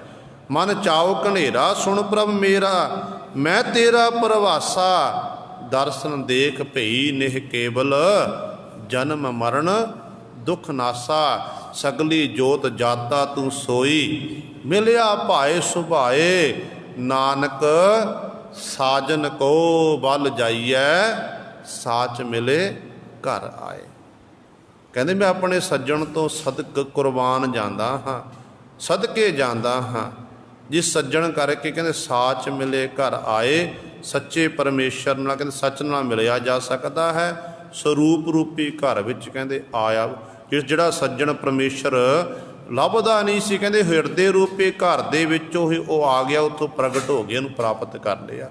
ਸੋ ਗੁਰੂ ਸਵਾਰੇ ਇਸ ਤਰ੍ਹਾਂ ਸੱਜਣ ਸ਼ਬਦ ਬਹੁਤ ਵਾਰੀ ਗੁਰੂ ਗ੍ਰੰਥ ਸਾਹਿਬ ਮਹਾਰਾਜ ਵਿੱਚ ਆਇਆ ਹੈ। ਜਿਵੇਂ ਸਤਿਗੁਰੂ ਜੀ ਬਚਨ ਕਰਦੇ ਨੇ, ਸਤਿਗੁਰੂ ਜੀ ਦਾ ਫਰਮਾਨ ਹੈ ਕਿ ਆਵਹੁ ਮੀਤ ਪਿਆਰੇ, ਮੰਗਲ ਗਾਵਹੁ ਨਾਰੇ, ਸੱਚ ਮੰਗਲ ਗਾਵਹੁ ਤਾਂ ਪ੍ਰਭ ਭਾਵਹੁ, ਸੋਹਿ ਲੜਾ ਵਿਚਾਰੇ। ਮੀਤ ਦਾ ਅਰਥ ਹੈ ਮਿੱਤਰ, ਸੱਜਣ, ਕਿ ਜਿੱਥੇ ਸਤਿਗੁਰੂ ਕਹਿੰਦੇ ਨੇ ਇਸ ਤਰ੍ਹਾਂ ਇਹ ਮੇਰੇ ਪਿਆਰੇ ਮੀਤ, ਆਵੋ ਮੀਤ ਪਿਆਰੇ। ਇਹ ਜਿਹੜੇ ਮੰਗਲ ਗਾਵੋ ਨਾਰੇ, ਨਾਰਾਂ ਕੌਣ ਨੇ? ਸਾਡੇ 5 ਗਿਆਨ ਇੰਦਰੇ ਤੇ 5 ਕਰਮ ਇੰਦਰੇ। ਇਹ ਜਿਹੜੇ ਸਾਡੇ ਸਰੀਰ ਦੇ 5 ਗਿਆਨ ਇੰਦਰੇ, ਕਰਮ ਇੰਦਰੇ ਨੇ, ਇਹ ਨਾਰਾਂ ਨੇ, ਇਸਤਰੀਆਂ ਨੇ ਗੁਰੂ ਸਵਾਰੇ। ਕਹਿੰਦੇ ਇਹ ਨਾਰੋ, ਤੁਸੀਂ ਉਸ ਮਾਲਕ ਦੀ ਖੁਸ਼ੀ ਵਿੱਚ ਗੀਤ ਗਾਣਾ ਕਰੋ। ਮੇਰੇ ਹਿਰਦੇ ਰੂਪੀ ਘਰ ਵਿੱਚ ਮੇਰਾ ਸੱਜਣ, ਮੇਰਾ ਪਤੀ ਪਰਮੇਸ਼ਰ ਆ ਰਿਹਾ ਹੈ। ਇਸ ਕਰਕੇ ਸਤਿਗੁਰੂ ਕਹਿੰਦੇ ਹਰ ਸੱਜਣ ਦਾਵਣ ਲੱਗੇ ਆ। ਜਿਹੜਾ ਹਰੀ ਪਰਮਾਤਮਾ ਰੂਪੀ ਸੱਜਣ ਹੈ, ਜਿਹੜਾ ਕਹਿੰਦੇ ਉਸ ਹਰੀ ਦੇ ਦਾਵਣ ਨਾਲ ਲੱਗ ਗਿਆ, ਜੁੜ ਗਿਆ, ਪੱਲੇ ਨਾਲ ਜੁੜ ਗਿਆ, ਫਿਰ ਕਿਸੇ ਨੇ ਦੇਈ ਬੰਨ, ਉਹਨੂੰ ਕੋਈ ਵੀ ਫਿਰ ਆਪਣੇ ਬੰਧਨਾਂ ਵਿੱਚ ਨਹੀਂ ਬੰਨ੍ਹ ਸਕਦਾ। ਉਹਨੂੰ ਵਿਕਾਰਾਂ ਦੇ ਬੰਧਨ, ਮੋਹ ਮਮਤਾ ਦੇ ਬੰਧਨ, ਮਾਇਆ ਦੇ ਬੰਧਨ ਇਤਿਆਦਿਕ ਇਹ ਬੰਧਨਾਂ ਵਿੱਚ ਉਹ ਨਹੀਂ ਬੰਨਿਆ ਜਾਵੇਗਾ। ਉਹਦੀ ਫਿਰ ਬੰਦ ਖਲਾਸੀ ਹੋ ਜਾਵੇਗੀ, ਕਿਉਂਕਿ ਗੁਰੂ ਸਾਹਿਬਾਨ ਜੀ ਆਪਣੇ ਸਿੱਖ ਦੇ ਬੰਧਨਾਂ ਨੂੰ ਕੱਟ ਦਿੰਦੇ ਨੇ। ਦਾਸ ਨੇ ਪਹਿਲਾਂ ਵੀ ਕਈ ਵਾਰੀ ਬੇਨਤੀ ਕੀਤੀ ਹੈ ਕਿ ਜਦੋਂ ਗੁਰੂ ਨਾਨਕ ਸਾਹਿਬ ਮਹਾਰਾਜ ਏਮਨਾਬਾਦ ਦੀ ਧਰਤੀ 'ਤੇ ਬਾਬਰ ਦੀ ਕੈਦ ਵਿੱਚ ਗਏ ਨੇ, ਤੇ ਬਾਬਰ ਦੀ ਕੈਦ ਵਿੱਚ ਜਾ ਕੇ ਸਤਿਗੁਰੂ ਜੀ ਨੇ ਚੱਕੀਆਂ ਵੀ ਚਲਾਣਾ ਕੀਤੀਆਂ ਨੇ। ਇਤਿਹਾਸਕਾਰ ਤਾਂ ਇੱਥੋਂ ਤੱਕ ਲਿਖਦੇ ਨੇ ਕਿ ਬਾਬਾ ਨਾਨਕ ਨੇ ਜਦੋਂ ਚੱਕੀਆਂ ਚਲਾਉਣ ਲੱਗੇ ਨੇ, ਤੇ ਉਦੋਂ ਬਾਬੇ ਨਾਨਕ ਨੇ ਆਪਣੀ ਮਿੱਠੀ ਸੁਰ ਤਾਲ ਦੇ ਵਿੱਚ ਅਗੰਮੀ ਬਾਣੀ ਨੂੰ ਉਚਾਰਨ ਕੀਤਾ। ਜਦੋਂ ਉਹ ਕੰਨਾਂ ਦੇ ਵਿੱਚ ਆਵਾਜ਼ ਪਈ ਹੈ ਤੇ ਐਨੀ ਕਿਰਪਾ ਉਹ ਚੱਕੀਆਂ ਵੀ ਕਹਿੰਦੇ ਆਪਣੇ ਆਪ ਚੱਲਣ ਲੱਗ ਪਈਆਂ। ਜਿਹੜੇ ਬਾਬਰ ਦੇ ਸਿਪਾਹੀ ਸੀ, ਪਹਿਰੇਦਾਰ ਸੀ, ਉਹਨੇ ਸੁਣਿਆ ਗੁਰੂ ਨਾਨਕ ਦਾ ਸ਼ਬਦ ਸੁਣ ਕੇ ਉਹ ਮੋਹਿਤ ਹੋ ਗਿਆ। ਧੰਨ ਗੁਰੂ ਨਾਨਕ ਦੇ ਮਹਾਰਾਜ ਨੂੰ ਸਿਜਦਾ ਕਰਕੇ ਬਾਬਰ ਦੇ ਕੋਲ ਗਿਆ, ਕਹਿਣ ਲੱਗਿਆ, ਜਾਪਨਾ ਬਾਦਸ਼ਾਹ ਸਲਾਮਤ, ਤੁਸੀਂ ਕੀ ਕੀਤਾ ਹੈ? ਇੱਕ ਰੱਬ ਦੇ ਪਿਆਰੇ ਫਕੀਰ ਨੂੰ ਤੁਸੀਂ ਕੈਦੀ ਬਣਾਇਆ ਹੋਇਆ ਹੈ, ਜਿਹਦੀ ਰਸਨਾ ਦੇ ਵਿੱਚ ਇੰਨੀ ਤਾਕਤ ਹੈ। ਮੁੱਖੋ ਇਹੋ ਜੀ ਕਾਇਤ ਪੜ੍ਹਦੇ ਨੇ, ਜਿਹਨੂੰ ਸੁਣਨ ਦੇ ਨਾਲ ਮੇਰਾ ਮਨ ਮੋਹਿਆ ਗਿਆ, ਉਹ ਰੱਬ ਦਾ ਪਿਆਰਾ ਫਕੀਰ ਹੈ। ਚੱਕੀਆਂ ਵੀ ਆਪਣੇ ਆਪ ਚੱਲਦੀਆਂ ਨੇ। ਅਤੇ ਉਦੋਂ ਫਿਰ ਬਾਬਰ ਗੁਰੂ ਸਵਾਰੇ ਗੁਰੂ ਨਾਨਕ ਪਾਤਸ਼ਾਹ ਦੇ ਚਰਨਾਂ ਵਿੱਚ ਆਇਆ ਸੀ। ਕਹਿਣ ਲੱਗਿਆ, ਹੇ ਪੀਰ ਜੀ, ਮੈਨੂੰ ਖਿਮਾ ਕਰੋ, ਮੇਰੇ ਤੋਂ ਗਲਤੀ ਹੋਈ ਹੈ। ਤੁਹਾਡੇ ਜੈਸੇ ਮਹਾਂਪੁਰਖਾਂ ਦੀ ਤਾਂ ਸੇਵਾ ਕਰਨੀ ਚਾਹੀਦੀ ਹੈ, ਮੈਂ ਤੁਹਾਨੂੰ ਕੈਦੀ ਬਣਾਉਣਾ ਕੀਤਾ ਹੈ। ਅਤੇ ਸਤਿਗੁਰੂ ਜੀ ਕਿਰਪਾ ਕਰੋ, ਰਹਿਮਤ ਕਰੋ। ਅਤੇ ਸਤਿਗੁਰੂ ਕਹਿਣ ਲੱਗੇ, ਤੁਹਾਨੂੰ ਮੈਂ ਰਿਹਾ ਕਰਦਾ। ਪਾਤਸ਼ਾਹ ਕਹਿਣ ਲੱਗੇ, ਨਹੀਂ, ਮੈਨੂੰ ਨਹੀਂ ਰਿਹਾ ਕਰਨਾ। ਜੇ ਮੈਂ ਤਾਂ ਬਾਹਰ ਜਾਵਾਂਗਾ, ਜਿੰਨੇ ਵੀ ਏਮਨਾਬਾਦ ਦੇ ਤੁਸੀਂ ਕੈਦੀ ਬਣਾਏ ਨਾ, ਗੁਲਾਮ ਬਣਾਏ ਨੇ, ਇਹਨਾਂ ਸਾਰਿਆਂ ਨੂੰ ਮੇਰੇ ਨਾਲ ਛੱਡਣਾ ਕਰੋ। ਅਤੇ ਬਾਬਰ ਨੇ ਗੁਰੂ ਸਰ ਜਿੰਨੇ ਵੀ ਉਹ ਕੈਦੀ ਬਣਾਏ ਸੀ ਏਮਨਾਬਾਦ ਦੇ ਰਹਿਣ ਵਾਲੇ ਲੋਕ, ਉਹਨਾਂ ਸਾਰਿਆਂ ਨੂੰ ਰਿਹਾ ਕਰ ਦਿੱਤਾ ਸੀ। ਬਹੁਤ ਸਾਰੇ ਇਤਿਹਾਸ ਸਾਨੂੰ ਪ੍ਰਮਾਣ ਮਿਲਦੇ ਨੇ ਕਿ ਗੁਰੂ ਸਾਹਿਬਾਨ ਜੀ ਨੇ ਕਿਵੇਂ ਜਿਹੜੇ ਗੁਰੂ ਦੇ ਚਰਨਾਂ ਵਿੱਚ ਜੁੜ ਗਏ ਅਤੇ ਸਤਿਗੁਰੂ ਜੀ ਨੇ ਉਹਨਾਂ ਨੂੰ ਕਿਵੇਂ ਮੁਕਤ ਕੀਤਾ ਹੈ। ਪ੍ਰਤੱਖ ਤੌਰ 'ਤੇ ਦੁਨਿਆਵੀ ਬੰਧਨ ਵੀ, ਪਰਮਾਰਥੀ ਬੰਧਨ ਜਿਹੜੇ ਉਹ ਸਾਰੇ ਬੰਧਨ ਸਤਿਗੁਰੂ ਜੀ ਨੇ ਗੁਰੂ ਸਵਾਰੇ ਉਹਨਾਂ ਤੋਂ ਜੀਵ ਨੂੰ ਮੁਕਤ ਕਰ ਦਿੱਤਾ ਹੈ। ਅਤੇ ਸਤਿਗੁਰੂ ਇੱਥੇ ਬਚਨ ਕਾ ਹਰ ਸੱਜਣ ਦਾਵਣ ਲੱਗੇ ਆ। ਜਿਹੜਾ ਹਰੀ ਪਰਮਾਤਮਾ ਰੂਪੀ ਸੱਜਣ ਦੇ ਦਾਵਣ ਪੱਲੇ ਨਾਲ ਲੱਗ ਗਿਆ ਨਾ, ਉਹਨੂੰ ਕਿਸੇ ਨੇ ਦੇਈ ਬੰਨ, ਉਹਨੂੰ ਫਿਰ ਕੋਈ ਵੀ ਬੰਨ ਨਹੀਂ ਸਕਦਾ। ਕੋਈ ਇਹੋ ਜਿਹੀ ਤਾਕਤ ਨਹੀਂ ਜਿਹੜੇ ਬੰਨ ਲਵੇ। ਭਾਵ ਉਹ ਜੀਵ ਫਿਰ ਮੁਕਤ ਹੋ ਜਾਂਦਾ ਹੈ। ਮਾਣਕ ਮੋਤੀ ਨਾਮ ਪ੍ਰਭ, ਉਨ ਲੱਗੈ ਨਾਹੀ ਸੰਨ। ਪਰਮਾਤਮਾ ਦਾ ਨਾਮ ਕੀ ਹੈ? ਮਾਣਕ ਹੈ। ਪਰਮਾਤਮਾ ਦਾ ਨਾਮ ਕੀ ਹੈ? ਮੋਤੀ ਹਨ, ਲਾਲ ਹਨ, ਪੰਨੇ ਹਨ। ਇਹ ਸਾਰੇ ਪਰਮਾਤਮਾ ਦਾ ਨਾਮ ਹੈ। ਹੁਣ ਇਹ ਦੁਨਿਆਵੀ ਮਾਣਕ ਮੋਤੀ ਦੀ ਗੱਲ ਨਹੀਂ ਹੈ। ਇਹ ਗੁਰੂ ਸਵਾਰਿਓ ਪ੍ਰਭੂ ਦੇ ਪਿਆਰੇ ਲਈ ਪ੍ਰਭੂ ਦਾ ਨਾਮ ਹੀ ਮਾਣਕ ਹੈ, ਪ੍ਰਭੂ ਦਾ ਨਾਮ ਹੀ ਮੋਤੀ ਹੈ।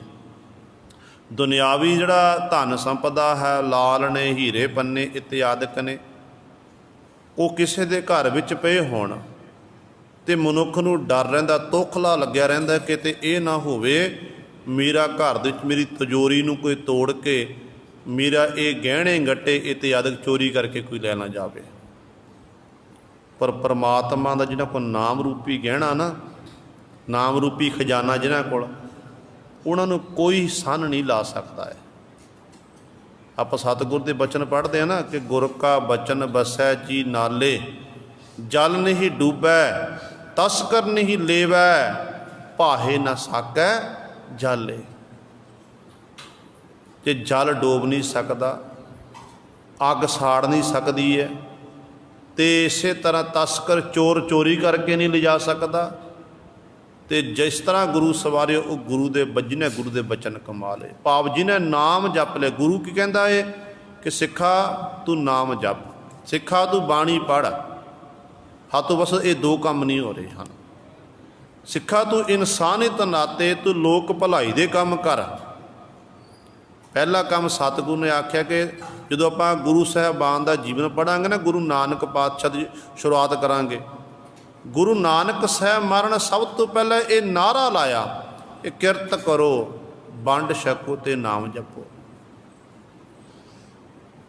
ਅਤੇ ਗੁਰੂ ਸਵਾਰਿਓ ਸਤਿਗੁਰ ਦੇ ਆਪਾਂ ਇਹ ਤਿੰਨ ਬਚਨ ਕਮਾ ਲੈਣਾ ਅਤੇ ਸਾਡਾ ਜੀਵਨ ਸਫਲਾ ਹੋ ਜਾਵੇਗਾ। ਕਿਰਤ ਆਪਾਂ ਕਰਦੇ ਹਾਂ, ਪਰ ਬਹੁਤ ਆਧਾਰ ਸਾਡੀ ਕਿਰਤ ਵਿੱਚ ਮਿਲਾਵਟ ਆ ਗਈ ਹੈ। ਅਤੇ ਵੰਡ ਛਕਣ ਤੋਂ ਭਾਵ ਕਿ ਇਹ ਨਹੀਂ ਕਿ ਵੰਡ ਛਕ ਕੇ ਆਪਾਂ ਜਿੰਨਾ ਕਮਾਇਆ ਸਾਰਾ ਵੰਡ ਦਿੱਤਾ, ਨਹੀਂ। ਵੰਡ ਛਕਣ ਤੋਂ 10ਵਾਂ ਹਿੱਸਾ ਗੁਰੂ ਕੇ ਨਿਮਿੱਤ, ਲੋੜਵੰਦਾਂ ਦੀ ਸਹਾਇਤਾ ਲਈ। ਕੋਈ ਬਿਮਾਰ ਹੈ, ਉਹਦਾ ਇਲਾਜ ਕਰਾਉਣ ਵਾਸਤੇ ਪੈਸੇ ਨਹੀਂ ਉਹਦੇ ਕੋਲ, ਉਹਦੀ ਮਦਦ ਕਰ ਦੇਣੀ। ਕੋਈ ਬੱਚਾ ਸਕੂਲ ਵਿੱਚ ਪੜ੍ਹ ਰਿਹਾ, ਉਹਨੂੰ ਵਰਦੀ ਲੈ ਦੇਣੀ, ਕਿਤਾਬਾਂ ਲੈ ਦੇਣੀਆਂ। ਜਾਂ ਕੋਈ ਗੁਰੂ ਘਰ ਦੇ ਕਾਰਜ ਨੇ, ਗੁਰੂ ਸਵਾਰੇ ਉਹਨਾਂ ਕਾਰਜਾਂ ਦੇ ਵਿੱਚ ਉਹ ਮਾਇਆ ਜਿੱਥੇ ਲੋੜ ਹੈ ਉਹ ਵਰਤੀ ਜਾਵੇ। ਗੁਰੂ ਲੰਗਰਾਂ ਵਾਸਤੇ ਹੋਰ ਅਨੇਕਾਂ ਕਾਰਜ ਨੇ। ਅਤੇ ਇਸ ਤਰ੍ਹਾਂ ਗੁਰੂ ਸਰ ਇਹ ਹੈ ਵੰਡ ਛਕਣਾ। ਫਿਰ ਸਤਿਗੁਰੂ ਆਖਿਆ ਨਾਮ ਜਪੋ। ਫਿਰ ਤੀਜਾ ਬਚਨ ਨਾਮ ਜਪਣ ਦਾ ਏ। ਅਤੇ ਜਦੋਂ ਆਪਾਂ ਇਹ ਤਿੰਨ ਬਚਨ ਨਾਮ ਜਪਦੇ ਹਾਂ, ਪਰ ਸਾਡੀ ਵੰਡ ਦੇ ਵਿੱਚ ਅਤੇ ਕਿਰਤ ਦੇ ਵਿੱਚ ਮਿਲਾਵਟ ਆ ਗਈ ਹੈ। ਲਾਲਚ ਬਸ ਹੋ ਕੇ ਆਪਾਂ ਕਈ ਵਾਰੀ ਇਹ ਨਹੀਂ ਦੇਖਦੇ ਕਿ ਜਿਹੜੀ ਮੈਂ ਕਿਰਤ ਕਰ ਰਿਹਾ ਕਿ ਇਹ ਧਰਮ ਦੀ ਕਿਰਤ ਹੈ ਕਿ ਸੱਚੀ ਸੁੱਚੀ ਕਿਰਤ ਹੈ ਕਿ ਕਿਹੜੀ ਕਿਰਤ ਹੈ। ਤੇ ਜਦੋਂ ਗੁਰੂ ਸਵਾਰੇ ਆਪਾਂ ਇਹ ਦੇਖਦੇ ਕਿ ਗਾਹਕ ਚੱਲ ਕੇ ਆਵੇ ਦੁਕਾਨ ਉੱਤੇ, ਇਹਨੂੰ ਮੈਂ ਚੂਨਾ ਲਾਵਾਂ, ਇਹਨੂੰ ਮੈਂ ਰਗੜ ਨਾ ਕਰਾਂ, ਇਹ ਨਹੀਂ ਦੇਖਦੇ ਕਿ ਬੇਸ਼ੱਕ ਤੂੰ ਇਹਨੂੰ ਧੋਖਾ ਦੇ ਕੇ ਲੁੱਟ ਲਵੇਗਾ, ਸਸਤਾ ਸਮਾਨ ਮਹਿੰਗਾ ਲਾ ਦੇਵੇਗਾ, ਪਰ ਮਾਲਕ ਦੇ ਦਰ 'ਤੇ ਤਾਂ ਤੈਨੂੰ ਲੇਖਾ ਦੇਣਾ ਪਵੇਗਾ ਨਾ। ਗੁਰੂ ਤਾਂ ਤੈਨੂੰ ਦੇਖ ਰਿਹਾ, ਜਿਸ ਗੁਰੂ ਦੀ ਤੂੰ ਬਾਣੀ ਪੜ੍ਹ ਰਿਹਾ, ਜਿਸ ਗੁਰੂ ਦਾ ਗੁਰਮੰਤਰ ਮੂਲ ਮੰਤਰ ਦਾ ਅਭਿਆਸ ਕਰ ਰਿਹਾ, ਕਹਿੰਦੇ ਜੇ ਬਾਣੀ ਪੜ੍ਹਨ ਤੋਂ ਸਿਮਰਨ ਕਰਨ ਤੋਂ ਕੀ ਭਾਵ ਹੈ ਕਿ ਆਪਾਂ ਮਰਜ਼ਾਦਾ ਦੇ ਵਿੱਚ ਰਹਿਣਾ, ਅਤੇ ਗੁਰੂ ਦੀ ਇਹ ਮਰਜ਼ਾਦਾ ਬਣਾਈ ਹੋਈ ਹੈ। ਜੇ ਆਪਾਂ ਉਹੀ ਤਿਆਗ ਦਿੱਤੀ ਫਿਰ ਗੁਰੂ ਸਵਾਰਿਓ ਫਿਰ ਬਾਣੀ ਪੜ੍ਹਨ ਦਾ ਸਿਮਰਨ ਕਰਨ ਦਾ ਕੋਈ ਫਾਇਦਾ ਨਹੀਂ। ਉਹਦਾ ਸੱਜਣ ਠੱਗ ਵੀ ਕਰਦਾ ਸੀ, ਮਲਕ ਭਾਗੋ ਵੀ ਇਹੀ ਪਹਿਰਾਵਾ ਸੀ ਮਲਕ ਭਾਗੋ ਦਾ, ਬ੍ਰਹਮ ਭੋਜ ਕਰਦਾ ਸੀ, ਪਰ ਉਹਦੇ ਕੰਮ ਜਿਹੜੇ ਮਾੜੇ ਸਨ ਗੁਰੂ ਨਾਨਕ ਨੇ ਉਪਦੇਸ਼ ਦਿੱਤਾ ਅਤੇ ਮਲਕ ਭਾਗੋ ਸੁਧਰ ਗਿਆ। ਸੱਜਣ ਠੱਗ ਭਾਈ ਸੱਜਣ ਬਣ ਗਏ ਆ। ਦੈਵਲੂਤ ਦੈਂਤ ਸੀ, ਗੁਰੂ ਨਾਨਕ ਨੇ ਉਪਦੇਸ਼ ਦੇਣਾ ਕੀਤਾ ਅਤੇ ਉਹ ਗੁਰੂ ਸਵਾਰੇ ਉਹ ਸੁਧਰ ਗਏ ਆ। ਅਤੇ ਆਪਾਂ ਨਿਤਾ ਪ੍ਰਤੀ ਸਤਿਗੁਰੂ ਦੀ ਬਾਣੀ ਸੁਣਦੇ ਹਾਂ, ਹੁਕਮਨਾਮਾ ਸਾਹਿਬ ਸੁਣਦੇ ਹਾਂ, ਕਥਾ ਸੁਣਦੇ ਹਾਂ, ਕੀਰਤਨ ਸੁਣਦੇ ਹਾਂ, ਬਾਣੀ ਪੜ੍ਹਦੇ ਵੀ ਹਾਂ, ਬਾਣੀ ਨੂੰ ਵਿਚਾਰਦੇ ਵੀ ਹਾਂ, ਪਰ ਸਾਡੇ ਮਨਾਂ ਉੱਤੇ ਅਸਰ ਕੀ ਨਹੀਂ ਹੋ ਰਿਹਾ? ਅਸੀਂ ਕਿਉਂ ਨਹੀਂ ਸੁਧਰ ਰਹੇ? ਗੁਰੂ ਨਾਨਕ ਦਾ ਤਾਂ ਇੱਕ ਸ਼ਬਦ ਸੀ, ਇੱਕ ਸ਼ਬਦ ਨੂੰ ਸੁਣ ਕੇ, ਕਿਉਂਕਿ ਜਿੱਥੇ ਜਿੱਥੇ ਗੁਰੂ ਨਾਨਕ ਸਾਹਿਬ ਮਹਾਰਾਜ ਗਏ ਨੇ ਸਤਿਗੁਰ ਨੇ ਫਿਰ ਪਾਪੀਆਂ ਨੂੰ ਉਧਾਰ ਕੀਤਾ, ਉਹਨਾਂ ਨੂੰ ਉਪਦੇਸ਼ ਦਿੱਤਾ, ਇੱਕ ਸ਼ਬਦ ਉਚਾਰਿਆ, ਉਹ ਸ਼ਬਦ ਸੁਣ ਕੇ ਉਹਨਾਂ ਸੁਧਾਰ ਹੋ ਗਿਆ। ਅਤੇ ਆਪਾਂ ਨਿਤਾ ਪ੍ਰਤੀ ਪਤਾ ਨਹੀਂ ਕਿੰਨੇ ਕਿੰਨੇ ਸਹਿਜ ਪਾਠ ਕਰ ਲਏ ਨੇ, ਕਿੰਨੇ ਕਿੰਨੇ ਅਖੰਡ ਪਾਠ ਸਾਹਿਬ ਕਰ ਲਏ ਨੇ, ਕਿੰਨੇ ਸੁਖਮਨੀ ਸਾਹਿਬ ਦੇ ਪਾਠ ਕਈ ਐਸੇ ਨੇ, ਗੁਰਮੁਖ ਬੜੀ ਕਿਰਪਾ ਹੈ, ਇਹ 11 ਪਾਠ ਸੁਖਮਨੀ ਸਾਹਿਬ ਦੇ ਕਰਦੇ ਨੇ, 5 ਕਰਦੇ ਨੇ, ਬੜੀ ਬਖਸ਼ਿਸ਼ ਹੈ। ਐਵੇਂ ਨਹੀਂ ਹੁੰਦੀ ਬਾਣੀ ਪੜ੍ਹੀ ਜਾਂਦੀ ਹੈ, ਪਰ ਆਪਾਂ ਸੁਣ ਕੇ ਪੜ੍ਹ ਕੇ ਮੰਨਣ ਲਈ ਤਿਆਰ ਨਹੀਂ। ਬਸ ਗੱਲ ਇਹੀ ਹੈ, ਜਦੋਂ ਆਪਾਂ ਪੜ੍ਹ ਕੇ ਮੰਨ ਲਵਾਂਗੇ ਨਾ ਨਾਲ ਗੁਰੂ ਦੇ ਬਚਨਾਂ ਨੂੰ, ਅਤੇ ਉਦੋਂ ਗੁਰੂ ਸਵਾਰੇ ਫਿਰ ਗੁਰੂ ਦੀ ਬਖਸ਼ਿਸ਼ ਆਉਣੀ ਹੈ। ਰੋਜ਼ਾਨਾ ਪੜ੍ਹਦੇ ਹਾਂ ਆਪਾਂ ਸਤਿਗੁਰ ਦੇ ਬਚਨ ਕਿ ਸੁਣਿਆ ਮੰਨਿਆ ਮਨ ਕੀਤਾ ਭਾਓ, ਅੰਤਰਗਤ ਤੀਰਥ ਮਲ ਨਾਓ। ਅੰਤਰ ਆਤਮਾ ਤੌਰ 'ਤੇ ਉਹ ਮਾਨੋ 68 ਤੀਰਥਾਂ ਤੋਂ ਉਸ ਪਿਆਰੇ ਨੇ ਇਸ਼ਨਾਨ ਕਰ ਲਿਆ। ਇੱਥੋਂ ਤੱਕ ਭਗਤ ਕਬੀਰ ਸਾਹਿਬਾਨ ਨੇ ਇਸ ਤੱਕ ਬਚਨ ਕਰ ਦਿੱਤੇ, ਕਹਿਣ ਲੱਗੇ ਕਿ ਪੁੰਨ ਦਾਨ ਕਾ ਕਰਹਿ ਸਰੀਰ, ਸੋ ਗਿਰਹੀ ਗੰਗਾ ਕਾ ਨੀਰ। ਜਿਹੜਾ ਆਪਣੇ ਜੀਵਨ ਕਾਲ ਦੇ ਵਿੱਚ ਲੋੜਵੰਦਾਂ ਦੀ ਸਹਾਇਤਾ ਕਰਦਾ ਹੈ, ਕਹਿੰਦੇ ਉਹ ਗ੍ਰਸਤੀ ਜੀਵਨ ਕਹਿੰਦੇ ਗੰਗਾ ਦੇ ਜਲ ਦੀ ਨੇ ਪਵਿੱਤਰ ਹੈ। ਭਗਤ ਜੀ ਕਹਿਣ ਲੱਗੇ ਪਤਾ ਨਹੀਂ ਗੰਗਾ ਦਾ ਜਲ ਪਵਿੱਤਰ ਹੈ ਕਿ ਨਹੀਂ ਪਵਿੱਤਰ, ਇਹਦੇ ਬਾਬਤ ਮੈਨੂੰ ਨਹੀਂ ਪਤਾ, ਪਰ ਹਿੰਦੂ ਮੱਤ ਅਨੁਸਾਰ ਪਵਿੱਤਰ ਮੰਨਿਆ ਗਿਆ। ਕਹਿੰਦੇ ਮੇਰੀ ਨਿਗਾਹ ਵਿੱਚ ਉਹ ਗ੍ਰਸਤੀ ਜੀਵਨ ਵਾਲਾ ਹੀ ਗੰਗਾ ਦੇ ਜਲ ਦੀ ਨਹੀਂ ਪਵਿੱਤਰ ਹੈ, ਜਿਹੜਾ ਆਪਣੀ ਦਸਾਂ ਨੂੰਹਾਂ ਦੀ ਕਿਰਤ ਕਰਕੇ ਵਿੱਚੋਂ ਲੋੜਵੰਦਾਂ ਦੀ ਸਹਾਇਤਾ ਕਰਦਾ ਹੈ। ਸੋ ਸਤਿਗੁਰੂ ਇੱਥੇ ਗੁਰੂ ਸਾਹਿਬ ਬਚਨ ਕਰਦੇ ਨੇ, ਕਹਿੰਦੇ ਨੇ ਜੋ ਹਰ ਮਾਣਕ ਮੋਤੀ ਨਾਮ ਪ੍ਰਭ, ਉਨ ਲੱਗੈ ਨਾਹੀ ਸੰਨ। ਪ੍ਰਭੂ ਦੇ ਪਿਆਰਿਆਂ ਲਈ ਪ੍ਰਭੂ ਦਾ ਨਾਮ ਹੀ ਮਾਣਕ ਹੈ, ਪ੍ਰਭੂ ਦਾ ਨਾਮ ਹੀ ਮੋਤੀ ਹੈ।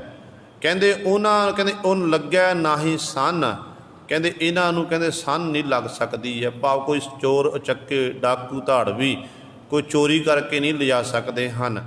ਜਿਹਨੇ ਜਪਿਆ ਗੁਰੂ ਸਾਹਿਬ ਉਹਦੇ ਕੋਲ ਹੀ ਇਹ ਪਰਮਾਤਮਾ ਦਾ ਨਾਮ ਰਹੇਗਾ।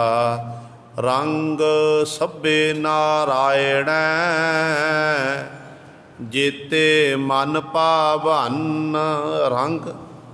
ਰੰਗ ਦਾ ਅਰਥ ਹੈ ਕੌਤਕ। ਕੌਤਕ ਜਿੰਨੇ ਵੀ ਕਹਿੰਦੇ ਪਰਮਾਤਮਾ ਦੇ ਜੋ ਸੰਸਾਰ ਵਿੱਚ ਹੋ ਰਿਹਾ ਨਾ, ਇਹ ਪਰਿਪੂਰਨ ਪਰਮਾਤਮਾ ਦੇ ਰੰਗ ਨੇ, ਕੌਤਕ ਨੇ। ਜਿਵੇਂ ਜੇਤੇ ਮਨ ਭਾਵਾ, ਜਿੰਨੇ ਉਹਨੂੰ ਮਨ ਨੂੰ ਭਾਉਂਦੇ ਹਨ, ਉਸੇ ਤਰ੍ਹਾਂ ਗੁਰੂ ਸਵਾਰੇ ਉਹ ਪਰਿਪੂਰਨ ਪਰਮਾਤਮਾ ਕਰ ਰਿਹਾ ਹੈ। ਕਿਉਂ ਕੀਤਾ ਕਰਨਾ ਸਰਬ ਰਜਾਈ, ਕਿਛ ਕੀਚੈ ਜੇ ਕਰ ਸਕੀਐ। ਆਪਣਾ ਕੀਤਾ ਕਿਛੁ ਨਾ ਹੋਵੈ, ਜਿਉ ਹਰ ਭਾਵੈ ਤਿਉ ਰੱਖੀਐ। ਮੇਰਾ ਪ੍ਰਭ ਜੀ ਸਭ ਕੋ ਤੇਰਾ ਵਸ, ਅਸਾਂ ਜੋਰ ਨਾਹੀ ਜੇ ਕਿਛ ਕਰ ਹਮ ਸਾਕੈ ਜਿਉ ਭਾਵੈ ਤਿਵੈ ਬਖਸ਼। ਕਿ ਸਾਡੇ ਵਿੱਚ ਜ਼ੋਰ ਨਹੀਂ ਹੈ, ਤਾਕਤ ਨਹੀਂ ਹੈ, ਮਾਲਕ ਜੇ ਆਪਾਂ ਕੁਝ ਕਰਕੇ ਦਿਖਾਈ, ਜਿਵੇਂ ਤੈਨੂੰ ਭਾਉਂਦਾ ਉਵੇਂ ਤੂੰ ਕਰਨਾ ਕਰ, ਸਾਡੇ ਉੱਤੇ ਬਖਸ਼ਿਸ਼ ਕਰ। ਪਰ ਕਈ ਦਾਨੇ ਸਿਆਣੇ ਕਹਿੰਦੇ ਅਸੀਂ ਬੜੇ ਸਿਆਣੇ ਆ, ਅਸੀਂ ਆਹ ਕਰਦੇ, ਅਸੀਂ ਆਹ ਕਰਦੇ ਹਾਂ। ਉਹਨਾਂ ਨੂੰ ਗੁਰੂ ਸਾਹਿਬਾਨ ਨੇ ਜਵਾਬ ਦੇਣਾ ਕੀਤਾ ਅਗਲੀ ਪੰਕਤੀ 'ਚ। ਤਾਂ ਸਤਿਗੁਰੂ ਕਹਿੰਦੇ ਪੰਜ ਤਤ ਕਰ ਦੁੱਧ ਸ੍ਰਿਸ਼ਟ ਸਾਜੀ, ਕੋਈ ਛੇਵਾਂ ਕਰਿਓ ਜੇ ਕਿਛ ਕੀਤਾ ਹੋਵੇ। ਕਹਿੰਦੇ ਪੰਜਾਂ ਤੱਤਾਂ ਦੀ ਪਰਮਾਤਮਾ ਤੁਸਾਂ ਨੇ ਇਹ ਸ੍ਰਿਸ਼ਟੀ ਦੀ ਸਿਰਜਣਾ ਕਰ ਦਿੱਤੀ ਹੈ, ਸ੍ਰਿਸ਼ਟੀ ਬਣਾ ਦਿੱਤੀ ਹੈ। ਪਰ ਜੇ ਕੋਈ ਕਹਿੰਦਾ ਮੈਂ ਬੜਾ ਦਾਨਾ, ਮੈਂ ਬੜਾ ਸਿਆਣਾ ਹਾਂ, ਕਹਿੰਦੇ ਉਹ ਛੇਵਾਂ ਤੱਤ ਪੈਦਾ ਕਰਕੇ ਦੱਸੇ। ਨਹੀਂ, ਗੁਰੂ ਸਾਰੇ ਛੇਵਾਂ ਤੱਤ ਨਹੀਂ ਪੈਦਾ ਹੋ ਸਕਦਾ। ਪਰ ਕਿਰਤੀ ਪਰਮਾਤਮਾ ਦੀ ਬਣਾਈ ਹੋਈ ਹੈ। ਇਸ ਪਰਮਾਤਮਾ ਦੀ ਕੁਦਰਤ ਬਾਬਤ, ਪਰਿਪੂਰਨ ਪਰਮਾਤਮਾ ਬਾਬਤ ਕੁਝ ਨਹੀਂ ਦੱਸਿਆ ਜਾ ਸਕਦਾ। ਉਹਦਾ ਹੱਦ ਬੰਨਾ ਹੀ ਨਹੀਂ ਹੈ, ਬੇਅੰਤ ਹੈ। ਜਦੋਂ ਵੀ ਇੱਕ ਨਾਮ ਅਭਿਆਸੀ ਬੰਦਗੀ ਕਰਨ ਵਾਲਾ ਜੋ ਪਰਮਾਤਮਾ ਦੀ ਬੰਦਗੀ ਕਰਦਾ, ਆਪਣੀ ਮੰਜ਼ਿਲ ਤੱਕ ਪਹੁੰਚਦਾ ਨਾ, ਉਹਨੂੰ ਫਿਰ ਪੁੱਛਿਆ ਜਾਂਦਾ ਕਿ ਪਰਮਾਤਮਾ ਬਾਬਤ ਦੱਸ, ਪਰਮਾਤਮਾ ਕੀ ਹੈ?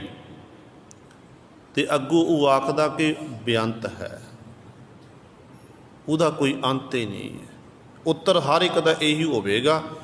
ਤੇ ਗੁਰੂ ਸਾਰੇ ਬਾਕੀ ਜੋ ਸਾਡੇ ਗੁਰੂ ਗ੍ਰੰਥ ਸਾਹਿਬ ਮਹਾਰਾਜ ਕਹਿ ਰਹੇ ਨੇ, ਇਹੀ ਅਭਿਆਸੀ ਪੁਰਸ਼ ਅਖੀਰ ਤੇ ਆਖਦੇ ਨੇ ਕਿ ਵਾਕਈ ਪਰਮਾਤਮਾ ਬੇਅੰਤ ਹੈ, ਉਹਦੀ ਕੁਦਰਤ ਬੇਅੰਤ ਹੈ, ਤੇ ਉਹਦੇ ਬਾਬਤ ਕੋਈ ਵੀ ਹੱਦ ਬੰਨਾ ਦੱਸਿਆ ਕਿ ਕਿੰਨਾ ਕੁ ਦਾ ਹੱਦ ਬੰਨਾ ਹੈ, ਉਹਦੀ ਕੁਦਰਤ ਉਹੀ ਜਾਣਦਾ ਹੈ।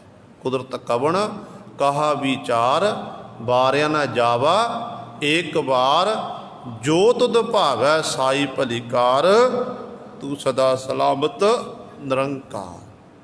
ਨਿਰੰਕਾਰ ਭਵ ਆਕਾਰ ਤੋਂ ਰਹਿਤ, ਜਿਹਦਾ ਕੋਈ ਆਕਾਰ ਹੀ ਨਹੀਂ ਹੈ। ਜਿਹਦਾ ਕੋਈ ਆਕਾਰ ਹੀ ਨਾ ਹੋਵੇ, ਆਪਾਂ ਉਹਨੂੰ ਕਿਵੇਂ ਬਿਆਨ ਕਰ ਸਕਾਂਗੇ? ਕਿਉਂਕਿ ਸਾਨੂੰ ਪਰਮਾਤਮਾ ਨੇ ਦੇਖਣ ਲਈ ਨੇਤਰ ਦੇਣਾ ਕੀਤੇ ਨੇ। ਨੇਤਰਾਂ ਦੇ ਰਾਹੀਂ ਆਪਾਂ ਦੇਖਦੇ ਹਾਂ ਕਿ ਫਲਾਣੇ ਦਾ ਰੰਗ ਰੂਪ ਇਹੋ ਜਿਹਾ, ਫਲਾਣੇ ਦੇ ਇਸ ਤਰ੍ਹਾਂ ਦੇ ਨੈਣ ਅੱਖਾਂ ਇਹੋ ਜਿਹਾ, ਨੱਕ ਇਹੋ ਜਿਹਾ ਹੈ, ਉਹਦਾ ਕੱਦ ਇਸ ਤਰ੍ਹਾਂ ਦਾ ਦੇਖ, ਕਿਉਂਕਿ ਉਹਦੀ ਮੂਰਤ ਬਣੀ ਹੋਈ ਹੈ, ਉਹਦਾ ਆਕਾਰ ਹੈ। ਤੇ ਪਰਮਾਤਮਾ ਦਾ ਤਾਂ ਕੋਈ ਆਕਾਰ ਹੀ ਨਹੀਂ, ਆਪਾਂ ਕਿਵੇਂ ਫਿਰ ਬਿਆਨ ਕਰ ਸਕਾਂਗੇ? ਜਦੋਂ ਕੁੱਲ ਦੁਨੀਆ ਦੀ ਤਾਕਤ ਇੱਕ ਥਾਂ 'ਤੇ ਇਕੱਠੀ ਹੋ ਜਾਵੇ, ਸਾਰਾ ਆਪਣਾ ਜ਼ੋਰ ਮਸ਼ੱਕਤ ਲਾ ਲਵੇ, ਥੱਕ ਕੇ ਹਾਰ ਕੇ ਬੈਠ ਜਾਵੇ ਨਾ, ਤੇ ਉਦੋਂ ਸਾਡੇ ਗੁਰੂ ਸਾਹਿਬਾਨ ਦੀ ਤਾਕਤ ਦਾ ਤੇ ਪਰਮਾਤਮਾ ਦੀ ਕੁਦਰਤ ਉਦੋਂ ਪ੍ਰਾਰੰਭ ਹੁੰਦੀ ਹੈ। ਤੇ ਆਪਾਂ ਫਿਰ ਕਿਵੇਂ ਹੱਥ ਬੰਨਾ ਪ੍ਰਾਪਤ ਕਰ ਲਵਾਂਗੇ? ਇਸ ਕਰਕੇ ਰੰਗ ਸਭੇ ਨਾਰਾਇਣੇ, ਜਿੰਨੇ ਵੀ ਕੌਤਕ ਨੇ ਨਾ, ਇਹ ਸਾਰੇ ਉਸ ਨਾਰਾਇਣ ਪਰਮੇਸ਼ਰ ਦੇ ਹਨ। ਜਿੱਥੇ ਮਨ ਭਾਵੰਦ, ਜਿਵੇਂ ਉਹਦੇ ਮਨ ਨੂੰ ਭਾਉਂਦੇ ਆ, ਉਸ ਤਰ੍ਹਾਂ ਜੀਵਾ ਤੋਂ ਉਹ ਕਰਾ ਰਿਹਾ ਹੈ। ਜੋ ਹਰ ਲੋੜੇ ਸੋ ਕਰੇ, ਸੋਈ ਜੀ ਕਰਨ। ਜਿਵੇਂ ਉਸ ਪਰਮਾਤਮਾ ਨੂੰ ਚੰਗਾ ਲੱਗਦਾ, ਭਾਉਂਦਾ ਹੈ, ਕਹਿੰਦੇ ਉਸ ਤਰ੍ਹਾਂ ਕਰਦਾ ਹੈ। ਉਹਦੇ ਹੁਕਮ ਅਮੋੜ ਹੈ ਉਹਦਾ, ਕੋਈ ਉਹਦੇ ਕਰਤੇ ਦੇ ਵਿੱਚ, ਕੁਦਰਤ ਵਿੱਚ ਕੋਈ ਵਿਘਨ ਨਹੀਂ ਪਾ ਸਕਦਾ। ਜਿਸ ਨੇ ਵਿਘਨ ਪਾਉਣ ਦੀ ਕੋਸ਼ਿਸ਼ ਕੀਤੀ, ਉਹ ਖਤਮ ਹੋ ਗਿਆ। ਦੇਖੋ, ਇੱਕ ਪਰਿਵਾਰ ਦਾ ਮੁਖੀ ਹੈ, ਸਾਡੇ ਬਾਪ ਦਾਦਿਆਂ ਨੇ ਸਾਡੇ ਨੂੰ ਹੁਕਮ ਕਰਦਾ ਕਿ ਆਹ ਕੰਮ ਕਰਨਾ ਹੈ, ਆਪਾਂ ਕਰਨ ਲਈ ਤਿਆਰ ਹੋ ਗਏ। ਪਰ ਵਿੱਚੋਂ ਇੱਕ ਇਹੋ ਜਿਹਾ ਉੱਠ ਆਇਆ ਪਰਿਵਾਰ ਦੇ ਵਿੱਚ ਕਿ ਮੈਂ ਨਹੀਂ ਕਰਨਾ। ਆਪਾਂ ਆਪਣੇ ਬਾਪ ਦਾਦਿਆਂ ਨੂੰ ਜਵਾਬ ਦੇ ਸਕਦੇ ਹਾਂ, ਦੇ ਦਿੰਦੇ ਨੇ, ਪਰ ਪਰਮਾਤਮਾ ਨੂੰ ਕੋਈ ਜਵਾਬ ਨਹੀਂ ਦੇ ਸਕਦਾ। ਪਰਮਾਤਮਾ ਸਾਡਾ ਸਭ ਕੁਝ ਹੈ। ਹਰ ਜੀ ਮਾਤਾ, ਹਰ ਜੀ ਪਿਤਾ, ਹਰ ਜੀਓ ਪ੍ਰਤਪਾਲਕ, ਹਰ ਜੀ ਹਮਰੀ ਸਾਰ ਕਰੇ, ਹਮ ਹਰ ਕੇ ਬਾਰਕ। ਤੂੰ ਮੇਰਾ ਪਿਤਾ, ਤੂੰ ਹੈ ਮੇਰਾ ਮਾਤਾ, ਤੂੰ ਮੇਰਾ ਬੰਧਵ, ਤੂੰ ਮੇਰਾ ਭਰਾਤਾ, ਤੂੰ ਮੇਰਾ ਰਾਖਾ ਸਭਨੀ ਥਾਈ, ਤਾਂ ਭੋ ਕਿਹਾ ਕਾਰਾ ਜੀ। ਪਰਮਾਤਮਾ ਸਭ ਕੁਝ ਹੈ। ਪਰਮਾਤਮਾ ਨੂੰ ਗੁਰੂ ਸਵਾਰਿਓ ਆਪਾਂ ਜਵਾਬ ਨਹੀਂ ਦੇ ਸਕਦੇ। ਜੇ ਆਪਾਂ ਜਵਾਬ ਦੇ ਕੀ ਹੋ ਜਾਵੇਗਾ? ਉਹਨੂੰ ਗੁਰੂ ਸਵਾਰਿਓ ਆਪਣਾ ਭਾਣਾ, ਆਪਣਾ ਹੁਕਮ ਮਨਾਉਣਾ ਆਉਂਦਾ ਏ। ਆਪਣਾ ਹੁਕਮ ਪਰਮਾਤਮਾ ਨੂੰ ਮਨਾਉਣਾ ਆਉਂਦਾ ਏ। ਆਪਾਂ ਸਤਿਗੁਰ ਦੇ ਬਚਨ ਪੜ੍ਹਦੇ ਹਾਂ। ਭਾਈ ਗੁਰਦਾਸ ਜੀ ਦਾ ਫਰਮਾਨ ਹੈ ਕਿ ਭਾਣਾ ਮੰਨੈ ਮੰਨੀਐ, ਆਪਣਾ ਭਾਣਾ ਆਪ ਬਣਾਵੇ। ਭਾਈ ਇਹ ਜੀਵ ਤੇਰੇ ਲਈ ਇਹੀ ਚੰਗਾ ਏ ਕਿ ਜੇਕਰ ਕੋਈ ਪ੍ਰਮਾਤਮਾ ਦੇ ਭਾਣੇ ਦੀ ਰਜਾ ਦੀ ਗੱਲ ਆਵੇ, ਉਦੋਂ ਹੱਥ ਜੋੜ ਕੇ ਸਤ ਬਚਨ ਕਹਿ ਕੇ ਰੱਬ ਦੇ ਭਾਣੇ ਨੂੰ ਮੰਨ ਲੈ। ਜੇ ਨਹੀਂ ਮੰਨੇਗਾ ਤਾਂ ਕੀ ਹੋ ਜਾਵੇਗਾ? ਪਰਮਾਤਮਾ ਨੂੰ ਆਪਣਾ ਭਾਣਾ ਮਨਾਉਣਾ ਹੁੰਦਾ ਏ। ਇੰਨੀ ਤਾਕਤ ਦਾ ਮਾਲਕ ਹੈ। ਇਸ ਕਰਕੇ ਸੋਈ ਜੀ ਕਰਨ, ਕਹਿੰਦੇ ਜੀਵਾ ਪਾਸੋਂ ਕਹਿੰਦੇ ਉਹੀ ਵਾਹਿਗੁਰੂ ਕਰਾ ਰਿਹਾ ਹੈ। ਜੀਵ ਸਾਰਾ ਸੰਸਾਰ ਉਹਦੇ ਹੁਕਮ ਦੇ ਵਿੱਚ ਹੈ। ਜੋ ਪ੍ਰਭ ਕੀਤੇ ਆਪਣੇ ਸੇਈ ਕਹੀਐ ਧੰਨ। ਪਰ ਜਿਹੜੇ ਪ੍ਰਮਾਤਮਾ ਨੇ ਆਪਣੇ ਬਣਾ ਲਏ, ਜਿਹੜੇ ਪ੍ਰਮਾਤਮਾ ਆਪਣੇ ਪ੍ਰਮਾਤਮਾ ਕਿਹਨਾਂ ਨੂੰ ਬਣਾਉਂਦਾ ਏ? ਜਿਹੜੇ ਪ੍ਰਮਾਤਮਾ ਦੇ ਗੁਣਾਂ ਦਾ ਗਿਆਨ ਕਰਦੇ ਨੇ, ਉਹਨੂੰ ਯਾਦ ਕਰਦੇ ਨੇ। ਜਿਵੇਂ ਕਲਗੀਧਰ ਪਾਤਸ਼ਾਹ ਦੀ ਹਜ਼ੂਰੀ ਵਿੱਚ ਭਾਈ ਜੋਗਾ ਜੀ ਗਏ, ਜੋਗਾ ਸਿੰਘ ਅੰਮ੍ਰਿਤ ਛਕ ਕੇ ਜੋਗਾ ਸਿੰਘ ਬਣੇ ਆ। ਸਤਿਗੁਰੂ ਪੁੱਛਦੇ, ਕਹਿੰਦੇ ਕਿਹਦੇ ਜੋਗਾ? ਕਹਿਣ ਲੱਗਿਆ ਪਾਤਸ਼ਾਹ ਤੇਰੇ ਜੋਗਾ। ਕਲਗੀਧਰ ਪਾਤਸ਼ਾਹ ਕਹਿਣ ਲੱਗੇ ਜੇ ਤੂੰ ਮੇਰੇ ਜੋਗਾ ਤੇ ਮੈਂ ਤੇਰੇ ਜੋਗਾ, ਤੂੰ ਮੇਰੇ ਜੋਗਾ ਮੈਂ ਤੇਰੇ ਜੋਗਾ। ਪਰ ਸਤਿਗੁਰੂ ਜਦੋਂ ਗੁਰੂ ਸਵਾਰਿਓ ਹੁਸ਼ਿਆਰਪੁਰ ਦੇ ਕੋਲ ਪਹੁੰਚਿਆ, ਬੇਸ਼ਬਾ ਦਾ ਹਾਵ ਭਾਵ ਦੇਖ ਕੇ ਮੋਹਿਤ ਹੋਇਆ ਤੇ ਕਲਗੀਧਰ ਪਾਤਸ਼ਾਹ ਰਾਤ ਨੂੰ ਪਹਿਰੇਦਾਰ ਬਣ ਕੇ ਖਲੋ ਗਏ ਨੇ। ਜਦੋਂ ਜਾਵੇ ਤੇ ਗੁਰੂ ਸਵਾਰੇ ਉਦੋਂ ਵਾਪਸ ਮੁੜ ਕੇ ਆਵੇ। ਇੱਕ ਵਾਰੀ ਆਖ ਦਿੱਤਾ ਕਿ ਦੇਖਣ ਨੂੰ ਤੂੰ ਆਨੰਦਪੁਰ ਸਾਹਿਬ ਵਾਲੇ ਗੁਰੂ ਦਾ ਸਿੱਖ ਜਾਪਦਾ ਏ, ਪਰ ਤੇਰੇ ਕੰਮ ਤੂੰ ਕਿਹੋ ਜਿਹੇ ਕਰ ਰਿਹਾ? ਉਦੋਂ ਫਿਰ ਅੰਦਰ ਜਾ ਗਿਆ ਕਿ ਮਨਾ ਮੈਂ ਤਾਂ ਗੁਰੂ ਦਾ ਸਿੱਖ ਹਾਂ। ਜਦੋਂ ਆਨੰਦਪੁਰ ਸਾਹਿਬ ਦੀ ਧਰਤੀ 'ਤੇ ਆਇਆ ਤੇ ਕਲਗੀਧਰ ਪਾਤਸ਼ਾਹ ਮਹਾਰਾਜ ਦੇ ਚਰਨਾਂ 'ਚ ਭੁੱਬਾ ਮਾਰ ਕੇ ਰੋਣ ਲੱਗਿਆ ਤੇ ਦਸ਼ਮੇਸ਼ ਪਿਤਾ ਮਹਾਰਾਜ ਕਹਿਣ ਲੱਗੇ ਜੋਗਿਆ, ਜਦੋਂ ਤੂੰ ਸਾਡੇ ਕੋਲ ਆਇਆ ਸੀ ਨਾ, ਅਸੀਂ ਪੁੱਛਿਆ ਸੀ ਤੈਨੂੰ ਕਿ ਤੂੰ ਕੀ ਨਾਮ ਹੈ? ਕਹਿਣ ਲੱਗਾ ਜੋਗਾ। ਕਿਹਦੇ ਜੋਗਾ? ਸਤਿਗੁਰੂ ਤੁਹਾਡੇ ਜੋਗਾ। ਤੇ ਅਸੀਂ ਆਖਿਆ ਸੀ ਤੂੰ ਮੇਰੇ ਜੋਗਾ ਤੇ ਮੈਂ ਤੇਰੇ ਜੋਗਾ। ਤੇ ਮੇਰੇ ਸਿੱਖ ਦੇ ਮਨ 'ਚ ਰੱਤੀ ਮਾਤਰ ਵਿਕਾਰ ਆਇਆ ਸੀ ਤੇ ਮੈਂ ਉਸ ਵਿਕਾਰ ਨੂੰ ਦੂਰ ਕਰਨਾ ਸੀ। ਮੈਂ ਪਹਿਰੇਦਾਰ ਬਣ ਕੇ ਸਾਰੀ ਰਾਤ ਤੇਰੀ ਸਹਾਇਤਾ ਕਰਦਾ ਰਿਹਾ, ਤੈਨੂੰ ਆਪਣੇ ਸਿੱਖ ਨੂੰ ਪਾਪਾਂ ਦੇ ਵਿੱਚ ਗਲਤਾਨ ਵਿੱਚ ਨਹੀਂ, ਪਾਪਾਂ ਵਿੱਚ ਗਲਤਾਨ ਨਹੀਂ ਹੋਣ ਦਿੱਤਾ। ਸੋ ਗੁਰੂ ਸਵਾਰੇ ਇਸ ਤਰ੍ਹਾਂ ਜਦੋਂ ਗੁਰੂ ਪਾਤਸ਼ਾਹ ਜੀ ਨੂੰ ਆਪਣੇ ਬਣਾ ਲੈਂਦੇ ਨੇ ਨਾ, ਫਿਰ ਉਹ ਫਿਰ ਸਹੀ ਕਹੀਏ ਧੰਨ, ਉਹਨਾਂ ਨੂੰ ਧੰਨ ਆਖਿਆ ਜਾਂ ਧੰਨ ਧੰਨ ਧੰਨ ਜਨੇ ਆਇਆ ਜਿਸ ਪ੍ਰਸਾਦ ਸਭ ਜਗਤ ਰਾਇਆ। ਇਸ ਤਰ੍ਹਾਂ ਗੁਰੂ ਸਵਾਰੇ ਦੁਨੀਆ ਦੇ ਉਹ ਪਰਮਾਤਮਾ ਨੂੰ ਧੰਨ ਆਖਦੇ, ਉਹ ਗੁਰੂ ਨੂੰ ਧੰਨ ਆਖਦੇ ਨੇ, ਤੇ ਦੁਨੀਆ ਦੇ ਲੋਕ ਕਹਿੰਦੇ ਭਾਈ ਉਹ ਧੰਨ ਹਨ, ਉਹ ਰੱਬ ਦੇ ਪਿਆਰੇ ਹਨ, ਉਹ ਗੁਰੂ ਉਹ ਹਰੀ ਦੇ ਜਨ ਹਨ, ਗੁਰਮੁਖ ਹਨ। ਇਸ ਤਰ੍ਹਾਂ ਦੁਨੀਆ ਦੇ ਲੋਕ ਉਹਨਾਂ ਨੂੰ ਸਤਿਕਾਰ ਦਿੰਦੇ ਹਨ। ਆਪਣ ਲੀਆ ਜੇ ਮਿਲੈ ਵਿਛੜ ਕਿਉਂ ਰੋ ਬੰਨ। ਹੁਣ ਸੰਸਾਰ ਦੇ ਵਿੱਚ ਇੱਕ ਐਸੇ ਜੀਵ ਨੇ ਜਿਹੜੇ ਪਰਮਾਤਮਾ ਦੀ ਬੰਦਗੀ ਕਰਦੇ ਨੇ, ਪਰਮਾਤਮਾ ਦੀ ਬੰਦਗੀ ਕਰਦੇ ਨੇ ਤੇ ਪਰਿਪੂਰਨ ਪਰਮਾਤਮਾ ਨੂੰ ਨੇੜਤਾ ਬਣਦੀ ਜਾ ਰਹੀ ਹੈ। ਇੱਕ ਐਸੇ ਨੇ ਜਿਹੜੇ ਸੰਸਾਰ ਵਿੱਚ ਜਨਮ ਲੈ ਕੇ ਤਾਂ ਆਏ, ਅਮੋਲਕ ਜਨਮ ਤਾਂ ਮਿਲਿਆ ਹੈ ਮਨੁੱਖਾ ਜਨਮ, ਪਰ ਇਹਨਾਂ ਮਨੁੱਖਾ ਜਨਮ ਨੂੰ ਗੁਰੂ ਸਵਾਰਿਓ ਹਾਲਾਤ ਇਹੋ ਜਿਹੇ ਹੋ ਗਏ ਕਿ ਰੈਣ ਗਵਾਈ ਸੋਏ ਕੈ ਦਿਵਸ ਗਵਾਇਆ ਖਾਏ, ਹੀਰੇ ਜੈਸਾ ਜਨਮ ਹੈ ਕੌਡੀ ਬਦਲੇ ਜਾਏ। ਕੌਡੀਆਂ ਦੇ ਭਾਅ ਅਜਾਈ ਇਸ ਮਨੁੱਖਾ ਜਨਮ ਨੂੰ ਗਵਾ ਰਹੇ ਨੇ, ਪਰ ਹੈ ਸਾਰੇ ਇਹ ਕਰਮ ਨੇ। ਕੀਤੇ ਹੋਏ ਕਰਮਾਂ ਅਨੁਸਾਰ ਹੀ ਜੀਵ ਦਾ ਪਰਮਾਤਮਾ ਨੂੰ ਵਿਛੋੜਾ ਹੋ ਪੈ ਰਿਹਾ। ਇੱਕ ਐਸੇ ਨੇ ਜਿਹੜੇ ਪਰਮਾਤਮਾ ਦੇ ਨੇੜੇ ਜਾ ਰਹੇ ਨੇ, ਇੱਕ ਐਸੇ ਪਰਮਾਤਮਾ ਦੂਰ ਹੋ ਰਹੇ ਨੇ। ਹਾਲਾਂਕਿ ਪਰਮਾਤਮਾ ਸਾਡੇ ਅੰਦਰ ਬੈਠਾ ਹੋਇਆ, ਚਾਹੇ ਉਹ ਚੰਗਾ ਇਨਸਾਨ ਹੈ ਚਾਹੇ ਉਹ ਮਾੜਾ ਇਨਸਾਨ ਹੈ, ਹਰ ਇੱਕ ਦੇ ਅੰਦਰ ਬੈਠਾ ਹੋਇਆ। ਪਰ ਮਨੁੱਖ ਨੂੰ ਜਿਹਦੇ ਅੰਦਰ ਗੁਰੂ ਸਵਾਰੇ ਗੰਦਗੀ ਵਿਸ਼ਟਾ ਹੈ, ਜਿਹਦਾ ਅੰਦਰ ਗੁਰੂ ਸਾਹਿਬ ਮੈਲਾ ਹੈ, ਉਹਨੂੰ ਫਿਰ ਪਰਮਾਤਮਾ ਦੂਰ ਜਾਪੇਗਾ। ਜਿਹਦਾ ਅੰਦਰ ਸ਼ੁੱਧ ਹੈ ਉਹਨੂੰ ਫਿਰ ਪਰਿਪੂਰਨ ਪਰਮਾਤਮਾ ਆਪਣੇ ਅੰਦਰੋਂ ਹੀ ਦੇਖ ਲੈਣਗੇ। ਫਿਰ ਉਹ ਗੁਰੂ ਸਵਾਰੇ ਦੁਨੀਆ ਦੇ ਲੋਕਾਂ ਨੂੰ ਆਖਣਗੇ ਕਿ ਭਾਈ ਬਾਹਰ ਜਾਣ ਦੀ ਲੋੜ ਨਹੀਂ ਹੈ, ਆਪਣੇ ਅੰਦਰੋਂ ਹੀ ਉਸ ਪਾਲਕ ਨੂੰ ਲੱਭਣਾ ਕਰੋ। ਫਿਰ ਉਹ ਜਿਹੜੇ ਇੱਕ ਵਾਰੀ ਫਿਰ ਪਰਮਾਤਮਾ ਨਾਲ ਜੁੜ ਜਾਂਦੇ ਨੇ, ਉਹ ਵਿਛੜ ਕੇ ਕਦੇ ਰੋਂਦੇ ਨਹੀਂ ਹਨ। ਗੁਰੂ ਸਵਾਰਿਆ ਵਿਛੜ ਕਿਉਂ ਰੋਵਨ, ਉਹ ਨਹੀਂ ਫਿਰ ਰੋਂਦੇ, ਉਹ ਵਿਰਲਾਪ ਨਹੀਂ ਕਰਦੇ। ਉਹਨਾਂ ਦਾ ਰੋਣਾ ਧੋਣਾ ਸਭ ਕੁਝ ਮੁੱਕ ਜਾਂਦਾ ਹੈ। ਸਾਧੂ ਸੰਗ ਪ੍ਰਾਪਤੇ ਨਾਨਕ ਰੰਗ ਮਣਨ। ਕਹਿੰਦੇ ਇਹੋ ਜਿਹਾ ਮਾਲਕ ਮਿਲਦਾ ਕਿਵੇਂ ਹੈ? ਸਾਧੂ ਸੰਗ। ਸਾਧੂ ਕੌਣ ਹੈ? ਜਿਹਨੇ ਆਪਣੇ ਮਨ ਨੂੰ ਵਿਕਾਰਾਂ ਵੱਲੋਂ ਸਾਧਿਆ ਹੋਇਆ, ਉਹ ਸਾਧੂ ਜਿਹੜਾ ਆਪ ਧੰਨ ਗੁਰੂ ਗ੍ਰੰਥ ਸਾਹਿਬ ਮਹਾਰਾਜ ਜੁੜਿਆ ਹੋਇਆ ਤੇ ਲੋਕਾਈ ਨੂੰ ਗੁਰੂ ਗ੍ਰੰਥ ਸਾਹਿਬ ਮਹਾਰਾਜ ਜੁੜਦਾ ਹੈ। ਸਾਧੂ ਸੰਗ ਪ੍ਰਾਪਤੇ, ਗੁਰੂ ਰੂਪੀ ਸਾਧੂ ਗੁਰੂ ਸਾਹਿਬਾਨ ਜੀ ਕਹਿੰਦੇ ਜੇ ਭਾਈ ਪਰਮੇਸ਼ਰ ਦੀ ਪ੍ਰਾਪਤੀ ਕਰਨੀ ਹੈ ਨਾ ਤੇ ਗੁਰੂ ਦੀ ਸੰਗਤ ਕਰ, ਗੁਰੂ ਵਾਲਾ ਬਣ, ਗੁਰੂ ਦੀ ਸੰਗਤ ਕਰਕੇ ਤੈਨੂੰ ਪ੍ਰਾਪਤ ਹੋਵੇਗਾ। ਨਾਨਕ ਰੰਗ ਮਾਣਨ, ਨਾਨਕ ਗੁਰੂ ਜੀ ਉਚਾਰਨ ਕਰਦੇ ਨੇ, ਕਹਿੰਦੇ ਮੈਂ ਭਾਈ ਗੁਰੂ ਵਾਲਾ ਬਣ ਕੇ ਉਸ ਮਾਲਕ ਦੇ ਆਨੰਦ ਨੂੰ ਮਾਣ ਰਿਹਾ ਹਾਂ। ਹਰ ਜੇਠ ਰੰਗੀਲਾ ਤਿਸ ਧਾਣੀ, ਜਿਸ ਕੈ ਭਾਗ ਮਥਨ। ਹਰ ਜੇਠ ਰੰਗੀਲਾ ਤਿਸ ਧਾਣੀ, ਇਸ ਮਨੁੱਖਾ ਜਨਮ ਰੂਪੀ ਜੇਠ ਦੇ ਮਹੀਨੇ ਵਿੱਚ ਉਹ ਜੀਵ ਰੰਗੀਲਾ ਰੰਗਿਆ ਹੋਇਆ ਜਿਹੜਾ ਹਰੀ ਜੀ ਦੇ ਅੰਦਰ ਹਰੀ ਪਰਮਾਤਮਾ ਦਾ ਨਾਮ ਦਾ ਰੰਗ ਲੱਗ ਗਿਆ। ਕਿਉਂਕਿ ਲਾਲ ਰੰਗ ਤਿਸ ਕੋ ਲਾਗਾ ਸੋਈ ਵੱਡ ਭਾਗਾ, ਮੈਲਾ ਕਦੇ ਨਾ ਹੋਵੇ ਨਹਿ ਲਾਗੈ ਦਾਗਾ। ਤੇ ਸਤਿਗੁਰੂ ਕਹਿੰਦੇ ਨੇ ਏ ਮਨ ਸੁੰਦਰ ਆਪਣਾ, ਹਰ ਨਾਮ ਮਜੀਠੈ ਰੰਗਰੀ, ਤਿਆਗ ਸਿਆਣਪ ਚਾਤਰੀ, ਤੂੰ ਜਾਣ ਗੋਪਾਲ ਹੈ ਸੰਗਰੀ।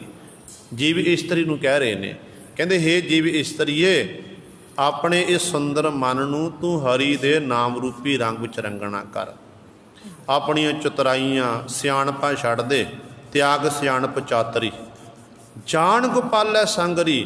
ਜਿਹੜਾ ਉਹ ਗੋਪਾਲ ਜਿਹੜਾ ਧਰਤੀ ਦੀ ਪਾਲਣਾ ਕਰਨ ਵਾਲਾ ਹੈ, ਪਰਮੇਸ਼ਰ ਵਾਹਿਗੁਰੂ ਹੈ, ਕਹਿੰਦੇ ਉਹਨੂੰ ਹਰ ਸਮੇਂ ਆਪਣੇ ਅੰਗ ਸੰਗ ਜਾਣਨਾ ਕਰ। ਤੇ ਇਸ ਤਰ੍ਹਾਂ ਗੁਰੂ ਸਬਾਰਿਓ ਉਹ ਮਨੁੱਖਾ ਜਨਮ ਜੇਠ ਦੇ ਮਹੀਨੇ ਵਿੱਚ ਕਹਿੰਦੇ ਉਹ ਜੀਵ ਇਸਤਰੀਆਂ ਰੰਗੀਲਾ ਰੰਗੀਆਂ ਹੁੰਦੀਆਂ ਨੇ, ਉਹ ਰੰਗੇ ਹੁੰਦੇ ਨੇ। ਜਿਸ ਕੈ ਭਾਗ ਮਥਨ, ਜਿਨ੍ਹਾਂ ਦੇ ਮੱਥੇ ਦੇ ਚੰਗੇ ਭਾਗ ਹਨ, ਜਿਹੜੇ ਧੁਰੋਂ ਦਰਗਾਹੋਂ ਲਿਖਾ ਕੇ ਆਏ ਨੇ, ਉਹੀ ਫਿਰ ਗੁਰੂ ਸਵਾਰੇ ਉਸ ਮਾਲਕ ਪ੍ਰਭੂ ਨਾਲ ਮਿਲਦੇ ਨੇ, ਇੱਕਮਿੱਕ ਹੋ ਜਾਂਦੇ ਹਨ। ਆਪਾਂ ਵੀ ਗੁਰੂ ਸਾਹਿਬਾਨ ਦੇ ਚਰਨਾਂ 'ਚ ਬੇਨਤੀ ਕਰੀਏ ਕਿ ਸੱਚੇ ਪਾਤਸ਼ਾਹ ਸਾਡੇ ਉੱਤੇ ਬਖਸ਼ਿਸ਼ ਕਰੋ, ਕਿਰਪਾ ਕਰੋ, ਸਾਨੂੰ ਵੀ ਆਪਣੇ ਨਾਮ ਰੰਗ ਦੇ ਵਿੱਚ ਬਾਣੀ ਵਿੱਚ ਰੰਗਣਾ ਕਰੋ, ਸਾਤੋਂ ਚੰਗੇ ਕੰਮ ਕਰਾਵੋ ਤਾਂ ਕਿ ਅਸੀਂ ਸਤਿਗੁਰੂ ਲੋਕ ਭਲਾਈ ਦੇ ਕੰਮ ਕਰਦੇ ਰਹੀਏ, ਆਪ ਜੀ ਨੂੰ ਬਾਣੀ ਨੂੰ ਪੜ੍ਹਦੇ ਰਹੀਏ, ਬਾਣੀ ਨੂੰ ਵਿਚਾਰਦੇ ਰਹੀਏ। ਅੰਮ੍ਰਿਤ ਵੇਲਾ ਅੰਮ੍ਰਿਤ ਬਾਣੀ ਨਾਲ ਸਾਨੂੰ ਪ੍ਰੇਮ ਬਖਸ਼ਿਸ਼ ਕਰੋ ਤਾਂ ਕਿ ਸਾਡਾ ਲੋਕ ਸੁਖੀਏ ਪਰ ਲੋਕ ਸਹੇਲੇ। ਨਾਨਕ ਹਰ ਪ੍ਰਭ ਆਪੇ ਮਿਲੇ ਦੀ ਪਾਤਸ਼ਾਹ ਬਖਸ਼ਿਸ਼ ਕਰਨਗੇ। ਹੋਈਆਂ ਭੁੱਲਾਂ ਚੁੱਕਾਂ ਦੀ ਖਿਮਾ। ਆਓ ਦੋ ਪੰਕਤੀਆਂ ਪੜ੍ਹ ਕੇ ਫਤਿਹ ਬੁਲਾਈਏ। ਸਾਧੂ ਸੰਗ ਪ੍ਰਾਪਤੇ ਨਾਨਕ ਰੰਗ ਮਣਨ, ਹਰ ਜੇਠ ਰੰਗੀਲਾ ਤਿਸ ਧਣੀ, ਜਿਸ ਕੈ ਭਾਗ ਮਥਨ। ਵਾਹਿਗੁਰੂ ਜੀ ਕਾ ਖਾਲਸਾ।